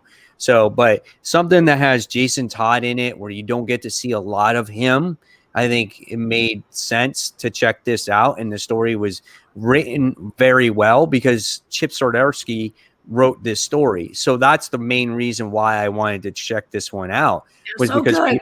we know how he writes Daredevil right now. And so he writes this character just as well. So very emotional right from the first start. Yeah. So really, really good book. I'll support it as long as that Jason Todd story is good for right now. And then we'll see where it goes from there. I hope after this this mini we get another Red Hood book. I'd love to start a Red Hood in this vein, and if it's in this vein, with Chip Zdarsky. I love that. We actually we have a comment from Tevi I do want to read. Wait a second, then why can't we have a Tim Drake book? This is the type of book that is giving us characters we can't. The characters doesn't like hold the sales, right? Maybe Tim, for in DC's mind, doesn't hold the sales for his own ongoing book. He did, but this is the type of horrible. Exactly. So for this is the type of book where if you support this, you'll get a Tim book, you'll get a Tim story, and that's why I kind of want to support this. Not kind of, why I am supporting this, because it's cool that we're getting characters like maybe Stephanie Brown will show up in this, like characters we don't have an ongoing book for right now. I agree. Right. I think out of everyone, Damian, Red Hood, and Nightwing have the right. They have a place in their own solo series. Tim, Titans, or in a Bat Family book. Tim, for some reason, just couldn't hold his own. And I loved Red Robin for a while, pre-New 52. I did love it for a while. It was just started to drag after a while. It was hard. I don't know about that. Tim is my favorite Robin. I loved him. I loved him. Yes. I think done right, he could hold a book on. But who's selling better, Damian Wayne or Tim? Damian's absolutely. Damian's going to sell. Yeah. Red Hood's going to sell before. Yeah. Yeah, exactly. So I understand why he doesn't have an ongoing, but yeah, me too. Tim is my number one Robin. I would love to get to see more Tim stories. Real Manos is right. He did a great 20 years as Robin. Tim Drake as Robin, the Robin series. I literally went on eBay and bought the entire run. Yeah. It was one of my favorite Robin series. So that was also when he was also more involved in the Bat Family. There was connections to the actual Bat book. But if you had a Tim book now, it might be like Young Justice. They're not really connected. He's doing his own thing. But that might change. Right. You never know. I'm sure Tim will get another book of the future. But this is the place where you'll start it. Maybe Red Hood does really good here, right? And he's like, oh, we'll make an ongoing because a lot of people love this Red Hood book. You got to experiment a little bit. And these are the type of books to do it. And these are the type of books I'll support. Yep. Yes. Good point. So did everyone get their number 5 in? Did I? Oh yeah, that was mine. Yeah. Okay. I don't have an order this week, so I'm just going with your guys' flow. I did read those books though, but I never got a chance to put an order in a top 5. So I really like that book. I couldn't say that would necessarily be probably any higher on my list either, just because of the high price dollar and some of the other stories that I didn't care about. Right. Okay. So next, let's move on to Daredevil issue 28. Who read it here? I read it, man. You'd be lost after that. There's a lot that happened. I would read the last. Just up to start with 25. That's where I started. Yeah. You have to read that. He's in jail. I remember he was going to turn himself in. I stopped reading. Elektra is Daredevil now. That was a jarring thing. Yeah. Start with 25. Starting with 25. Yeah. It's really good. It's a good story. I wrote this issue not knowing anything. I was having a good time. Oh, if you thought this was good, you're going to love those previous issues. This was a point A to point B issue. Even though I liked this issue a lot, I really liked the emotions from Matt finding out that even though that guy was horrible, he felt this really guilt. He's like, it's my fault that he died. And then Elektra, you see the parallel of that, contrasting that of like how she deals with this girl who lost somebody. It's like she's a little bit more tougher about it, but she still kind of cares about this girl. Really interesting issue. And then Daredevil gets poisoned in the end. Yeah. He gets poisoned. But and also it was kind of cool to see how they touched on the after effects of King in Black, on how they're struggling once they've been separated from their host, which I thought was very interesting, and no one has really touched on that. Yeah, and I also like the connection that they're building up between Mary and Kingpin. Mhm. That's interesting. You know, Yep. how much he's caring about her and her well being and all that. And yeah, it's such a good book, and I love the Elektra part too, where she's tough on that girl, and she's just like, the girl's like whining about it, and she's like, shut up. It's like, can we see the next Elektra in the making? Oh yeah, Didn't even think about that. That's really cool as well. Because think about it, she's 16. She's 16 years old. This she young has girl. nobody else. Yeah, Elektra wasn't like what? She was like 18, 19 when she became Elektra. Or I mean, she's always Elektra because that's her name. But you know, the assassin Elektra. Before she became the assassin. So we could be seeing a next generation of another type of hero to maybe join this book. So look for it. You never know. You know, there's a significance with this character because we all were like, why is this girl in this book? Right. And now she continues to be in the next issue. And now you make it, you hear that she's taken her kind of under her wing. So I think there's going to be some significance with this character. Yeah. Also, absolutely. we should mention if you read Mark Waid's Daredevil, Kirsten came back. That was kind of cool. I like seeing her. She's the girlfriend from that run, and she's like the other lawyer. So she's it's kind the of cool. lawyer. She's the lawyer. Yeah. Great book, man. I can't wait to see what happens with this one. Yeah. I am so happy I started reading it. And I started reading it last year when COVID first started because everyone told me about it back then. I remember. So, yeah. Yep. And then you got me to start reading it. And I told everybody, I was like, you guys got to read this. You guys got to read this. And finally, you guys all are on board with it now. So now we can all talk about it. So great stuff there. All right. So let's move forward. I don't read this, but the next one is Mighty Morphin issue 5. I'm going to grab a drink of water. So glad I have someone to talk about it with. Yeah, Chris, were you lost or? I wasn't lost because I think this was like a repeat. Like they went back and did Matt's point of view, correct? Of him revealing himself to Angel Grove and the world, and I guess they repeated everything that's happened in the series since issue 1, but from his point of view, right? Not even. This was just like a new start. They okay. Yeah, because his reveal was from the last issue. We didn't know it was Matt.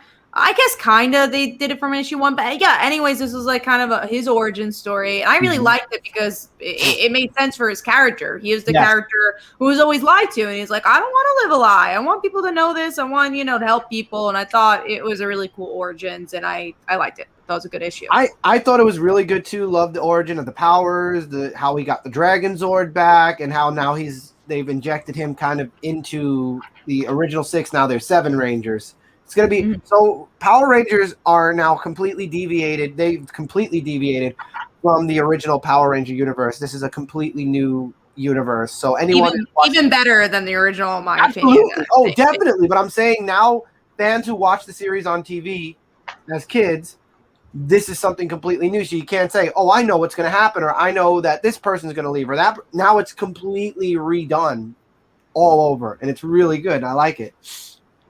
Me too. Good stuff. All right.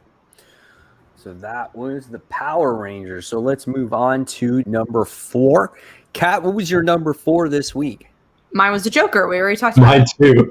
Oh my God. You guys are like before the show. Let's make sure we have a top 5. You guys are going to laugh, but I just look minus Joker too.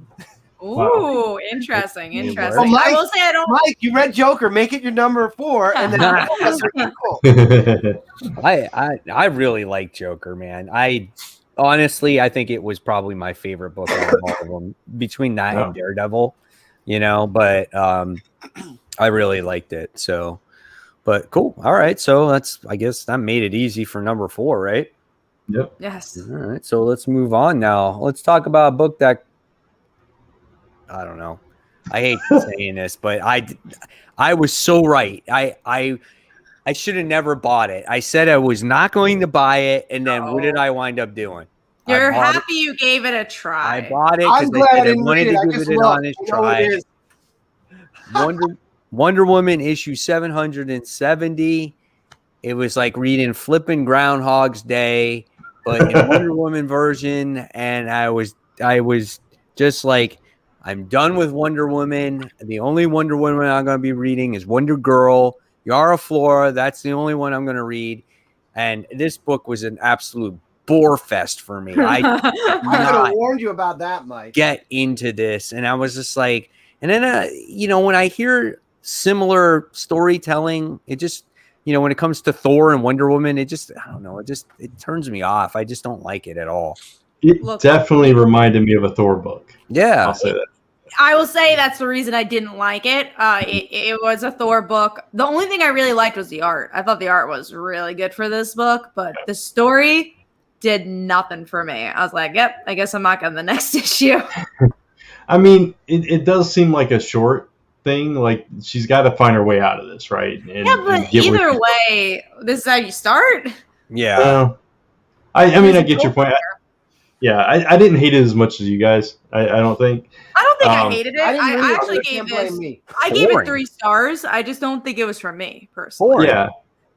Okay, so I didn't think it was quite that boring. I mean, but I agree. It's not exactly my flavor either.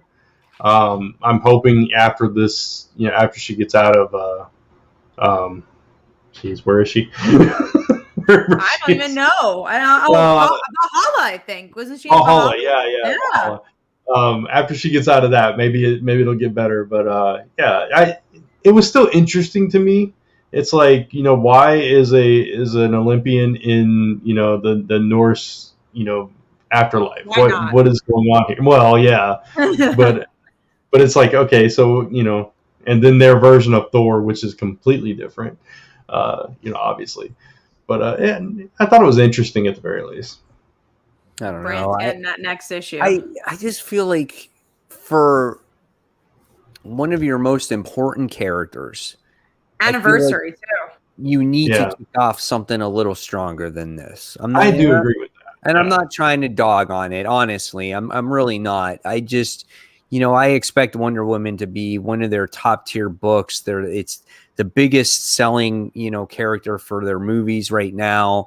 And it's just like, and you kind of open up like this, and it was kind of like a dud. And, I mean, I'm glad you somewhat enjoyed it. I know it wasn't your favorite, but I feel like there's something that maybe they could have done better with it. I did not expect her to end up where she ended up, after the whole situation of, Death Metal, and Infinite Frontier issue 0. It was the last place I expected her to be.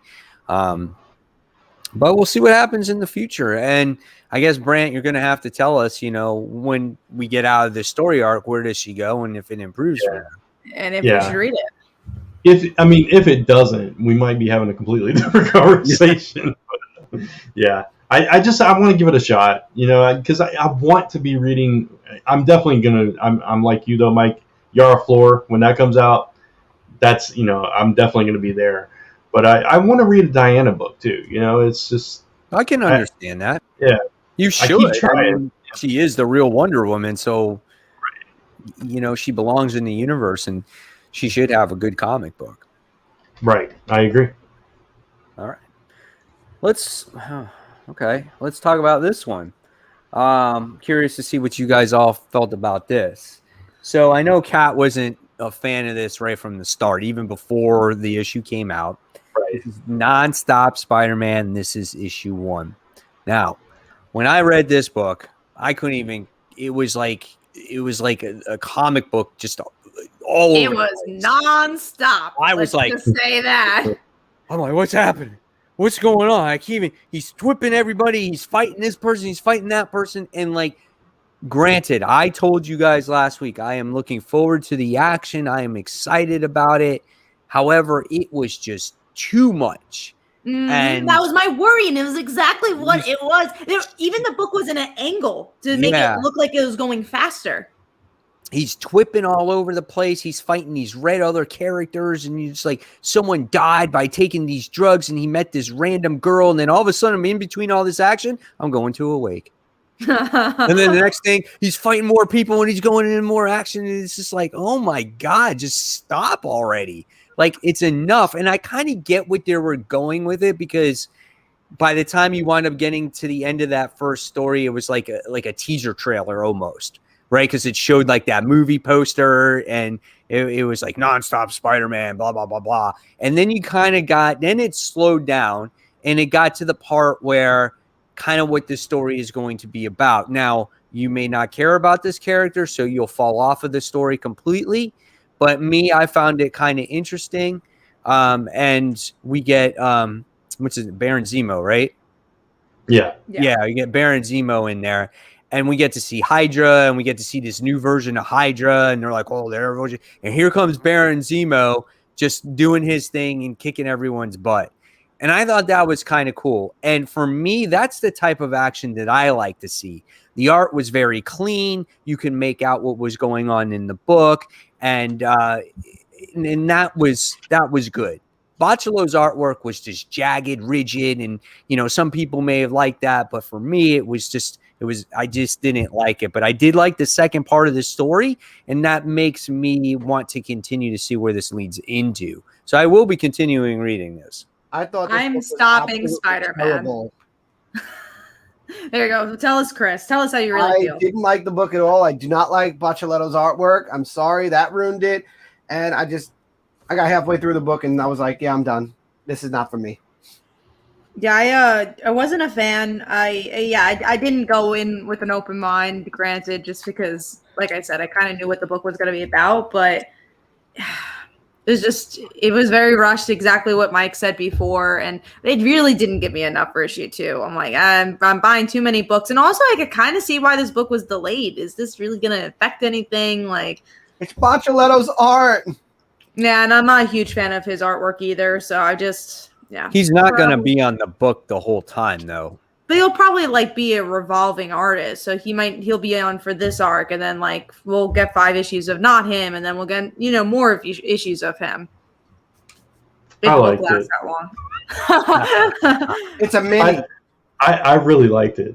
Honestly, Ooh, I mean, really liked it. I really liked it. I had a lot of fun with this book. It was just I love the fact that it was nonstop. Like, literally, that there were these villains that were giving him such a run for his money that he could not stop. And no matter what he did, he couldn't get away from it. It just kept coming and coming and coming.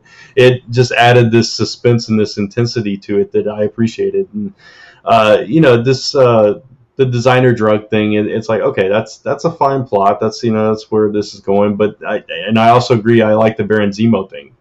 I thought that was an interesting comeback for that character, and that I love that part. Yeah, that he's visiting all these Hydra cells and taking them out and trying to find the worthiest, and he was awesome in that scene. Yeah. Whether you like him or hate his agenda, obviously, but man, he sliced that guy's head off. Yeah, it's like, dude, don't mess with Zemo. I think I'll come back when Bocciolotto leaves to see if I enjoy it. And if he's revolving, I'll just read whatever story he's not doing. If you tell us that the book's amazing, I'll pick it up. But if it's nonstop, then yeah, Brand, I think me and you always kind of I think you always like Bocciolotto. I didn't. Yeah, I always like Bocciolotto. So we'll see where he goes. That's it. I'm looking forward to Baron Zemo. I want to see what he does with Hydra, how he brings it back, how he tries to take down Spider-Man. Yeah. And that's the artwork that I liked. Was that? Yeah, that was I like them both. So wasn't that Greg Land? Was it Greg Land? No, it wasn't. It just looked kind of. No, it's not Greg Land that does that. I forgot his name. It looks very similar to his art style. Let's see. I don't know if we have his name in there, but whatever. It's not Greg Land, but the artwork was better there. All right. So let's move on. Let's talk about our number 3. Number 3, Kat. I'm with Serial, so not Brant's. Oh, no. It changes there. Yeah, where it changes because mine's nonstop Spider-Man. Maybe number 2, though. I'm curious to see maybe our number 2 will be the same. Maybe. Batman Urban Legend was my number 3. Okay. All right. Here we go. I'm sorry. Spider-Man issue 61. Let me just say, Hydro Man showed up. When I was reading that book, I'm like, I almost text you because Hydro Man was in there. I was like, this is so funny. And then I read something else that had Hydro Man in it also. I'm like, dude, Hydro Man just making his appearance all over the place. I wanted to message you guys, but I read it on Wednesday. I didn't want to spoil it for you guys, and then I forgot about it after. The book for me. Okay, let me just tell you this. I feel like Nick Spencer's almost pulling a Captain America at this point when it comes to Spider-Man. Yes. Because why Spider-Man has this suit is everything that Spider-Man is against, right? Right. He wears the suit because he's getting paid money to do it. And he gets made a fool of also. And he is freaking doing it as a social media thing. Like, cameras are following him around. He's doing polls. He's doing the joke of the day. When would Peter ever do something so irresponsible and dumb? Right? That just does not make any sense in my opinion. Now, the only thing I can think of is that the only reason why he wears this suit for 1 or 2 issues or 3 issues, however long he has it, is he comes to his senses and says, duh, what am I doing? Because you could see at the end of this issue, he's just like, oh my God, this is a complete distraction. And the people that I love are going to get hurt again, like Boomerang and Cog or whatever.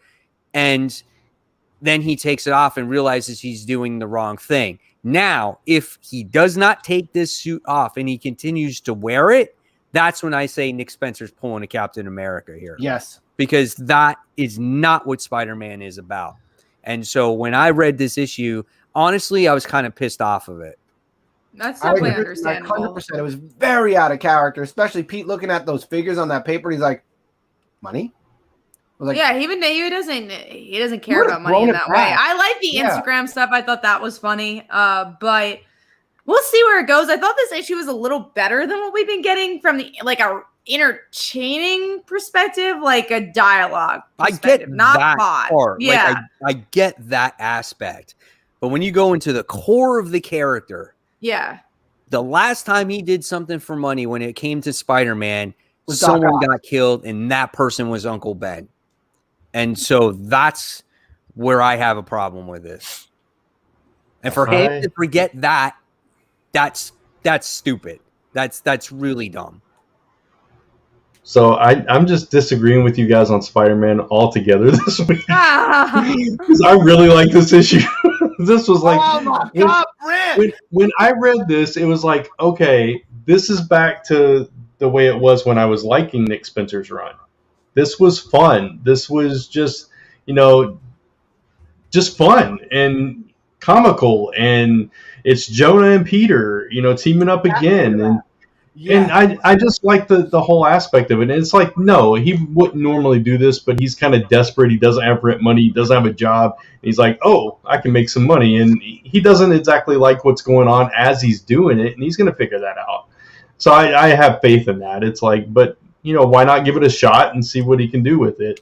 So I thought it made sense. I didn't think it was completely out of character. He's done stupid stuff before. And he should learn. He should know this by now. I do agree with you. Super hard on Pete, but like I said, when you make your point about the book being fun again, I understand that. Like, I totally get where you're coming from with that, and it being more entertaining. I get that too, and seeing the suit in motion and what it does, and the publicity stunt that Nora is trying to accomplish with her paper.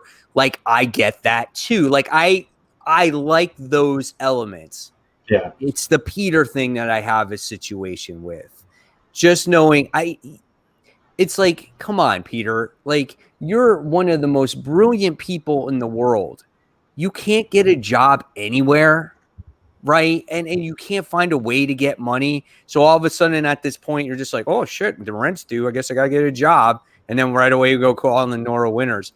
But I don't know, man. That kind of bugs me a little bit. I just don't see. I wouldn't think that someone would go to that point where it's just like, oh, Peter would kind of do that for money. I don't know. That's just me though. So we'll see what happens though. Yeah, and I get your point, and the fact that they included I just totally forgot his name. Boomerang? Robertson. Hydro Man? Oh, No, Robbie. Basically, Yeah. The fact that they included him in the Daily Bugle and how they didn't like what they were doing over at Threats and Menaces kind of leads me to believe that Peter's going to find his way back there and find his way in all aspects. It just felt like, okay, this is a sidestep for Peter. He's, not thinking straight. He's desperate. He's, going out here, and this is just like it's kind of overtaking him. Jonah's energy is kind of feeding him a little bit, and it's just like, okay. And then he's gonna, like you said, he's realizing that his friends are gonna be in trouble, and he's gonna be like, oh crap, I did it again. And I can live with that. I'm good with it. So. And then someone will die. That's important. No, I don't know about that. Wait. Listen, Mephisto and Dr. Strange are going to have it out, and then we're going to undo this whole thing. Pete's going to be married to Mary Jane. Aunt May is going to be 6 feet under, and whoever died is going to be alive again because it's just going to undo everything at once. Issue 200. There you go. Issue 200, Aunt May 6 feet under. Issue 900 or whatever it is. Wait, issue 1000. Yeah, issue 1000. Oh, yeah. So many That's years. where the marriage will come back, and Aunt May will be dead. Yeah. I bet the marriage will come back in the last issue of Nick Spencer's run. They wouldn't have brought Mephisto into this if it wasn't going to lead to that. And then the next writer comes on and Mary Jane dies. And then Aunt May becomes the new Madam Web. You know what? Makes sense to me. It would, wouldn't it? Yeah, I like Yeah. It would be a way to keep her alive. We'll see what happens with it. Like I said, though, based off of the next issue or at the end of that issue, it looks like that, like Brand said, he probably will come to his senses because he realizes that someone is in danger and it is a distraction for him. So we'll see. We'll see what happens with it. But Debbie is being violent about Aunt May. Yeah, Aunt May better stay dead. Yeah, right. Be dead. All right. Good. So that was The Amazing Spider-Man issue 61. So Batman Urban Legends, we talked about that one. So we'll jump on to our number 2. Chris, what was your number 2? Superman. Oh, it was so nice to read Superman book again. It was so nice. I'm lost as hell, though, because John has grown up twice over, apparently. First was when he got older because Bendis locked him away with Ultraman. And then second time was when Bendis locked him away with the Legion of Superheroes. So he double aged. So it's like, I remember John when he was here and now here. And it's like, Wasn't that long ago. It wasn't that long ago. And it's like, what the hell happened? But I love the artist of this book, the artist that did Family Tree. Or does Family Tree? Yes, it is. It's the same artist. Okay, yeah, that's Bill what I Haster. saw. I know I didn't read this, but I saw the artwork and I'm like, oh, this doesn't fit Superman to me. That's exactly what I said. That's why I didn't get it. It was like, okay. See, it also looked more spacey to me, and I like Joe's writing, and I was like, oh, I don't think this is going to be for me, so that's why I skipped it. There are these constant threats coming through this rip portal thingy, and Amanda Waller knows about it, and they go up and they fight, they come back, they go up and fight again. This time Superman gets hurt, and you see that there's like this disconnect between John and the Kents, and Superman's trying to him and Lois obviously have lost so much time with John, so much between losing him to the crime syndicate and Jor-El and then the Legion of Superheroes, that it's like so much has happened. He even tries to play acorn ball with him, and he's like, Dad, I'm not that little kid anymore. For you, it was a year ago. For me, it was years ago, And it's like, it shows you that there's a huge disconnect because of all the growing John has done in both a positive way and a negative way. And there's another rip portal that happened. He's like, Dad, I was in the future, and I know that if you go out there, you're not coming back. And I don't want to be Superman. You're Superman. And you can see that John doesn't want to be Superman, which I understand. He's going to be evil. He's going to be evil. We know that. But I mean, he doesn't want to be his dad because he feels, Dad, you're Superman. I know John is going to end up as something completely different. He's not like Connor, where Connor just took in the role of Superboy, and he was happy with it. Even as a teenager, he kept Superboy. It looks like John, my prediction with John is if we keep him as a character for X amount of years, he's going to come into his own character, kind of like Damien, who walked away from Robin. I feel like John will walk away from the S and become his own character. I think he's going to become Lois Man. Lois. He's just under the shadow of a Lois. I don't know. I like the issue, and I like how it ends with them now going to the point where Superman is going to die. And then there's a backup story with Bibbo. I thought it was funny because we were talking about that like 2 weeks ago. Bibbo came up in a conversation, and Bibbo, Jimmy, and I forgot there's somebody else. Oh, and they said Metropolis. There's something going on, and it's like teaming them up for some reason. And I didn't find the backstory as interesting, but I just thought it was funny. It was with Bibbo in it. So I enjoyed this issue. I mean, it's nice. I'm glad Bendis is going to go focus on the Justice League for a while and give Superman a break. Maybe we can fix a few things. All right. We'll see what happens with it. All right. Brant? Mine's Daredevil. Mine too. Really? God. What was it? Daredevil. My number one's not going to be your number one, but that's trippy for sure. I would say this is not even a Runaways or I'm Power just Pack. Say that Daredevil would be my number 2. That's funny, guys. That's great. I wish you had a top 5, Mike. I wish. I did. I'm sorry, I didn't, guys. I was on St. Augustine since Sunday morning. So, and I just got back like literally a few hours ago. So it was very hard for me to get things together in time. So I was lucky to even read my books. At least I got to do that and was able to have the conversation here today. But that's cool. All right. So we're going to move on now to Birthright issue 47. I know Brant and Chris read that book. Yeah. This was good this week. I was bored by it.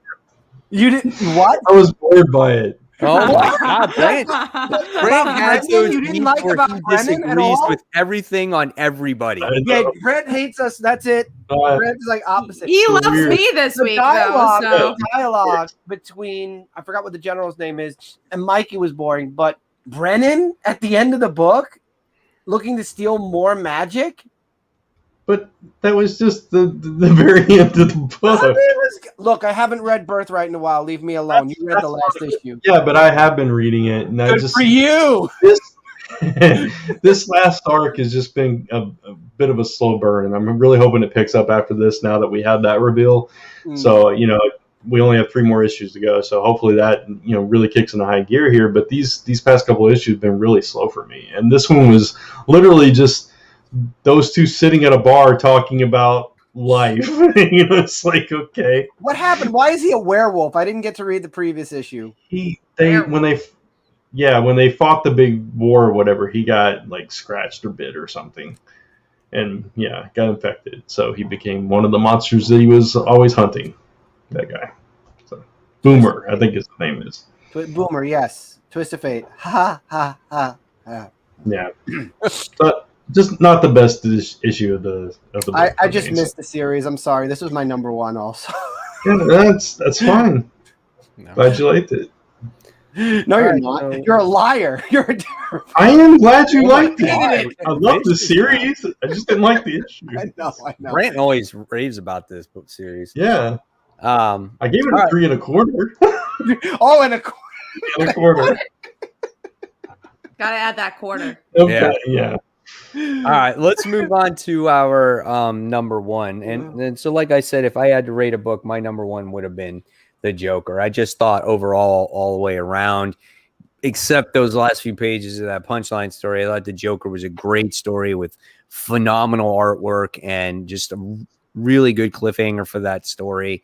I'm excited to see where it goes. And that's all I have to say about that. So, Kat, you're number 1. Mine is Mighty Morphin, issue 5, so not Brant's. Oh. Brant? Mine is Amazing Spider-Man. I'm sorry, Mike. say it was Birthright. Oh. Hey, listen, if it's your number 1, that's great. Like I said, I understand. I totally understand the reasonings. I enjoyed it, those parts as well. Seeing humor in the book again is good. Seeing it not as dark again is good. I just didn't like why Peter was so desperate for money that he had to do something like that. Yeah, no, I get it.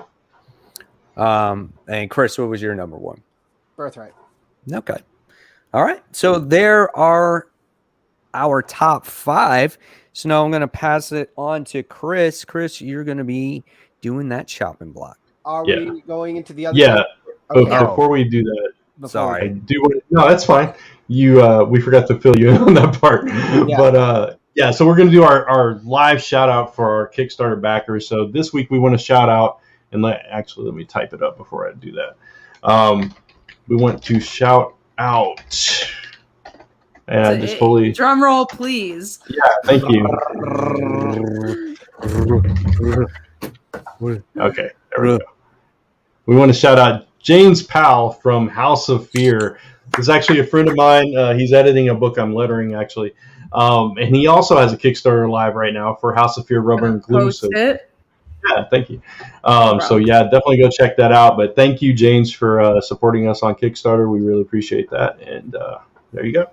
Thank you, James. It's a good book. I've read it, and if you are a horror fan and also you want like maybe your kids to get into horror, it's a very good all ages book. Yeah. And this is a book that's been published through Dark Horse. Nice. So go check it out. Okay. He also did a crossover print with Phil, so he's haunting. Yeah, so if you want to back up both those projects, I'll post Phil as well. You'll get the print of Bram, and I believe it's like the house from Jane's book. Right. Okay, so now I will pass it along to Chris, and he's going to be doing the chop. All right, everybody, let's sharpen that chopping block. Here we go. So mine's sharp. Wait, huh? I said mine's really sharp. I have a lot to chop. We have, yes. I think I saw the list. This is going to be a high chop week for me.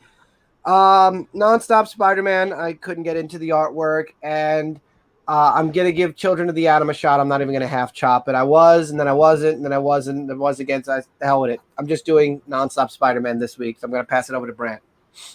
All right, so Children of the Atom is a half chop. I'm going to read next issue. If that doesn't, do it for me, I'll chop that one. But the one I am definitely chopping is Deep Beyond. It's the latest Mirka Andolfo book. I wasn't feeling it. I couldn't even remember what happened in the first issue and had to catch up. Even though I read it and liked it, I thought I liked it. But when I read this issue, it's just like, I got too much other stuff to read. I just don't care enough. So there it goes. Mike? I'm probably going to drop Carmen, even though I didn't read it. I don't think it's going to be my style of book. I looked at it while you guys were talking about it. I'm like, yeah, no. It would have been topped if it was me. I will probably, definitely drop in Wonder Woman. That's not a question there. We know how I feel about that. And Children of the Atom, I'm going to give it another issue, just like Brant and some of the others here. It considers another chance just because that first issue was so delayed. I feel like it needs a little time to develop, so we'll see where it goes. And Kat. In my long list. Carmen was definitely one of them. I wasn't a fan of that. Nonstop Spider-Man is a full chop for me. Wonder Woman is a full chop for me. And one we didn't talk about was Proctor Valley Road, which is a new Grant Morrison book. I wanted to try it because it's also a Boom book. And I was like, maybe it'll be laid back. And honestly, it was too laid back. I was kind of bored by it. There wasn't any attachment. There was no thrill. So I'm dropping that one. And I guess I'm half chopping Children of the Atom as well, because I only think so. We all are half chopping Children. Try. Yeah. The children are getting if you add all of ours together, it's like 2 chops. Yeah, that's true. That is true. But I definitely want to give it one more shot. But if the next issue is exactly like the first issue, I think I'll probably that might actually be, if we all are in agreement, the first book all 4 of us on the same show will chop. That's true. I don't think that's ever happened before. That's never happened before. There's always one person that doesn't. So this will actually be the first if we all are in agreement. That would be interesting. I think we are half chopping that one. Yeah. That's very interesting. So I'm going to move it over to Brant now, right? We're going into most anticipated. Okay. I believe so. I don't know with all these interest segments. I know. We're mixing things up here. But so we're going to talk about the books coming out, today and tomorrow. All right. So let's let's see. One of them got delayed, so I removed that. If you guys were wondering what happened to it, it got pushed back like 2 weeks. The I Flash. have no clue what book it was. So. The Flash. Yeah. Iron Man. Iron Man number 7. I think I'm the only one that marked it. It's Iron Man. I don't remember what part it's at. I think that's why, because I think the last issue was just like, I think Tony's head was off his body. Oh yeah, he couldn't. Yeah, he had They to stay in fixed the him armor. back up again. His friend survived. Right. I think they're going to be going now. I think they're actually going to space to try to stop him.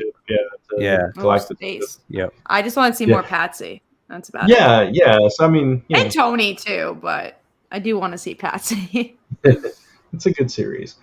We got King in Black Spider-Man, so more Spider-Man. I just want to know what this is about, but at the same time, this feels like a book because King in Black has also been delayed. It's just like I kind of just want it to be over by now. That's so like, how much can happen here? But it's Spider-Man, so I'm gonna pick it up. It's like you had to do a King in Black tie-in. I just wish they did more tie-in for such a major character towards Venom. Yeah, just the one issue towards the end of an event. It's so weird that it and was it's not going to be connected. Nothing's going to really happen. Right. It's almost an afterthought to have Spider-Man connected to a Venom story. It just makes no sense. Right. He wasn't really in King in Black that much. I mean, the main event, you saw him here and there, but definitely more of a Venom event than a Peter Parker event. Mainly to tell Dylan, you don't have to do this. All right. Stick with the Spider characters. We got Spider-Woman number 10, which again, last issue I remember ended on a cliffhanger. Oh, the daughter died. The daughter died of Octavia. She wound up dying, and this is the last part of this story arc before issue 11, because issue 11 starts the new jumping on point and her going back to that classic costume. I'm stoked for that because I love Carla's writing for Jessica Drew. I just don't particularly like this plot. I just want to see how that ends and how she gets back to being herself. That's what I want to see. Yeah. All right, we got Teenage Mutant Ninja Turtles 115. Chris is excited about that. I'm excited. I'm catching up. I only have 1 or 2 more issues before I'm caught up to this. I can't wait. I can't talk about it because I'm 2 issues behind, so I don't know what's going to happen yet. But I'm liking this arc so far with the person from the future coming into the past. And I think Razor are actually in this. So I'm really looking forward to catching up now because Toga and Razor are my 2 favorite villains from TMNT 2. Okay. Cool. All right, we got Thor number 13. Is Jane in this one? She's definitely in this one, right? Oh, she's better. They're all. Well, she's the one that got Odin. She found Odin at the bar. Yeah, that's right. Ooh, oh man, Thor's gone so good, and it's all because Jane's always in it. Always Manos. Yeah. That's about Teenage Mutant Ninja Turtles for the audio listeners. She said TMNT rules lately, and I said always. I say always. Since issue 1, TMNT's been rocking it. But Thor has been rocking it too. So I'm really looking forward to that. But again, it's all because of Jane. And we didn't talk about Natalie Portman's jacked muscles from last week. Oh yeah, we forgot last week to talk about that. Natalie Portman got jacked.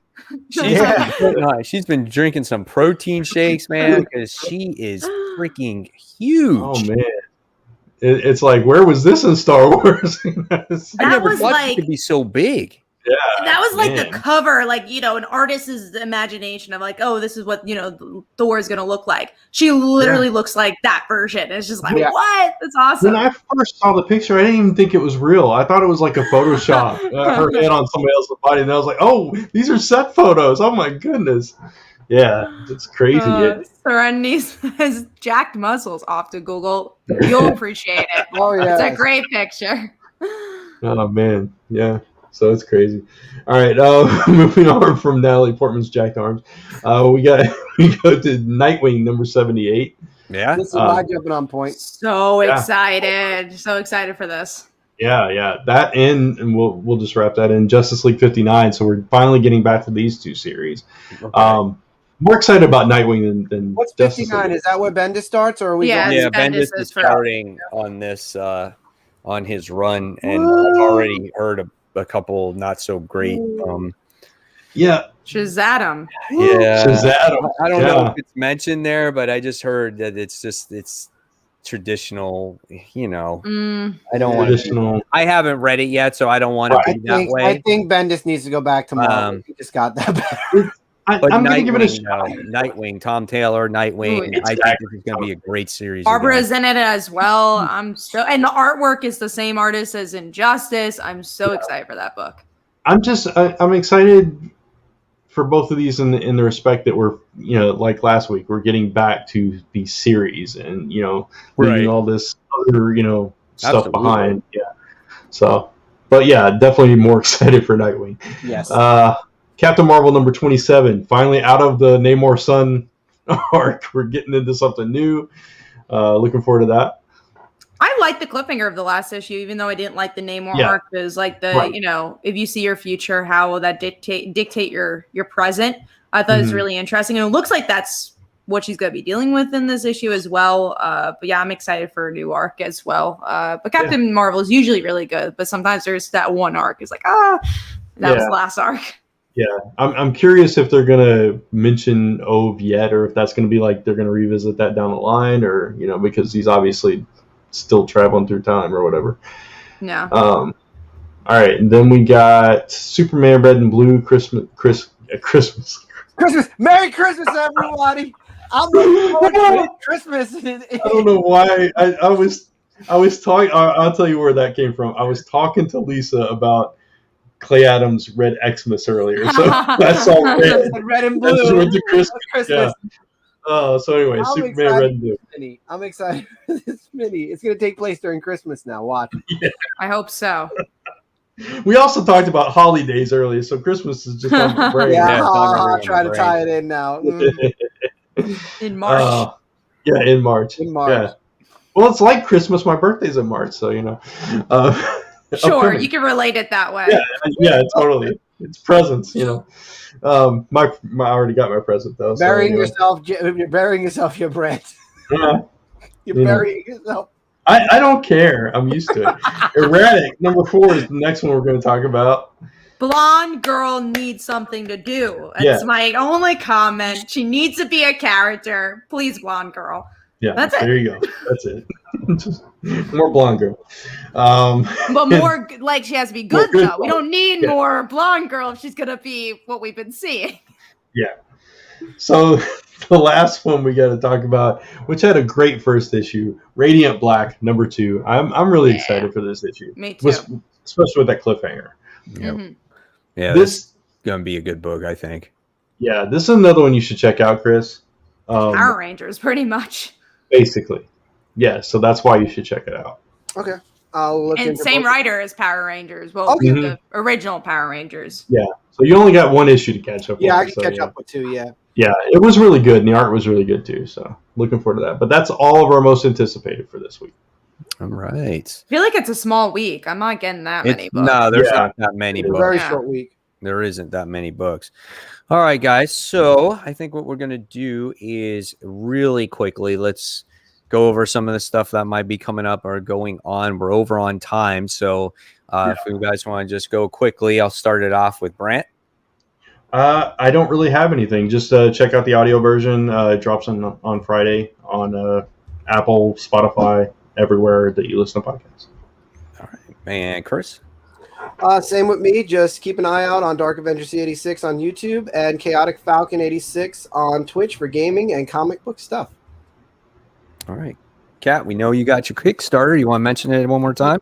Definitely go check out the Kickstarter. You guys get that free PDF, the Killer Rue Scars. If you check out the Kickstarter, I'll give the link. But also, I'm going to be on a Wizard World panel this Friday. I'm giving the link, and there's chances for giveaways. And if you back all the campaigns, we're going to quickly screen share of all these campaigns, including like Image Comics Excellence and Glarian by Charlie, like all these great campaigns out right now.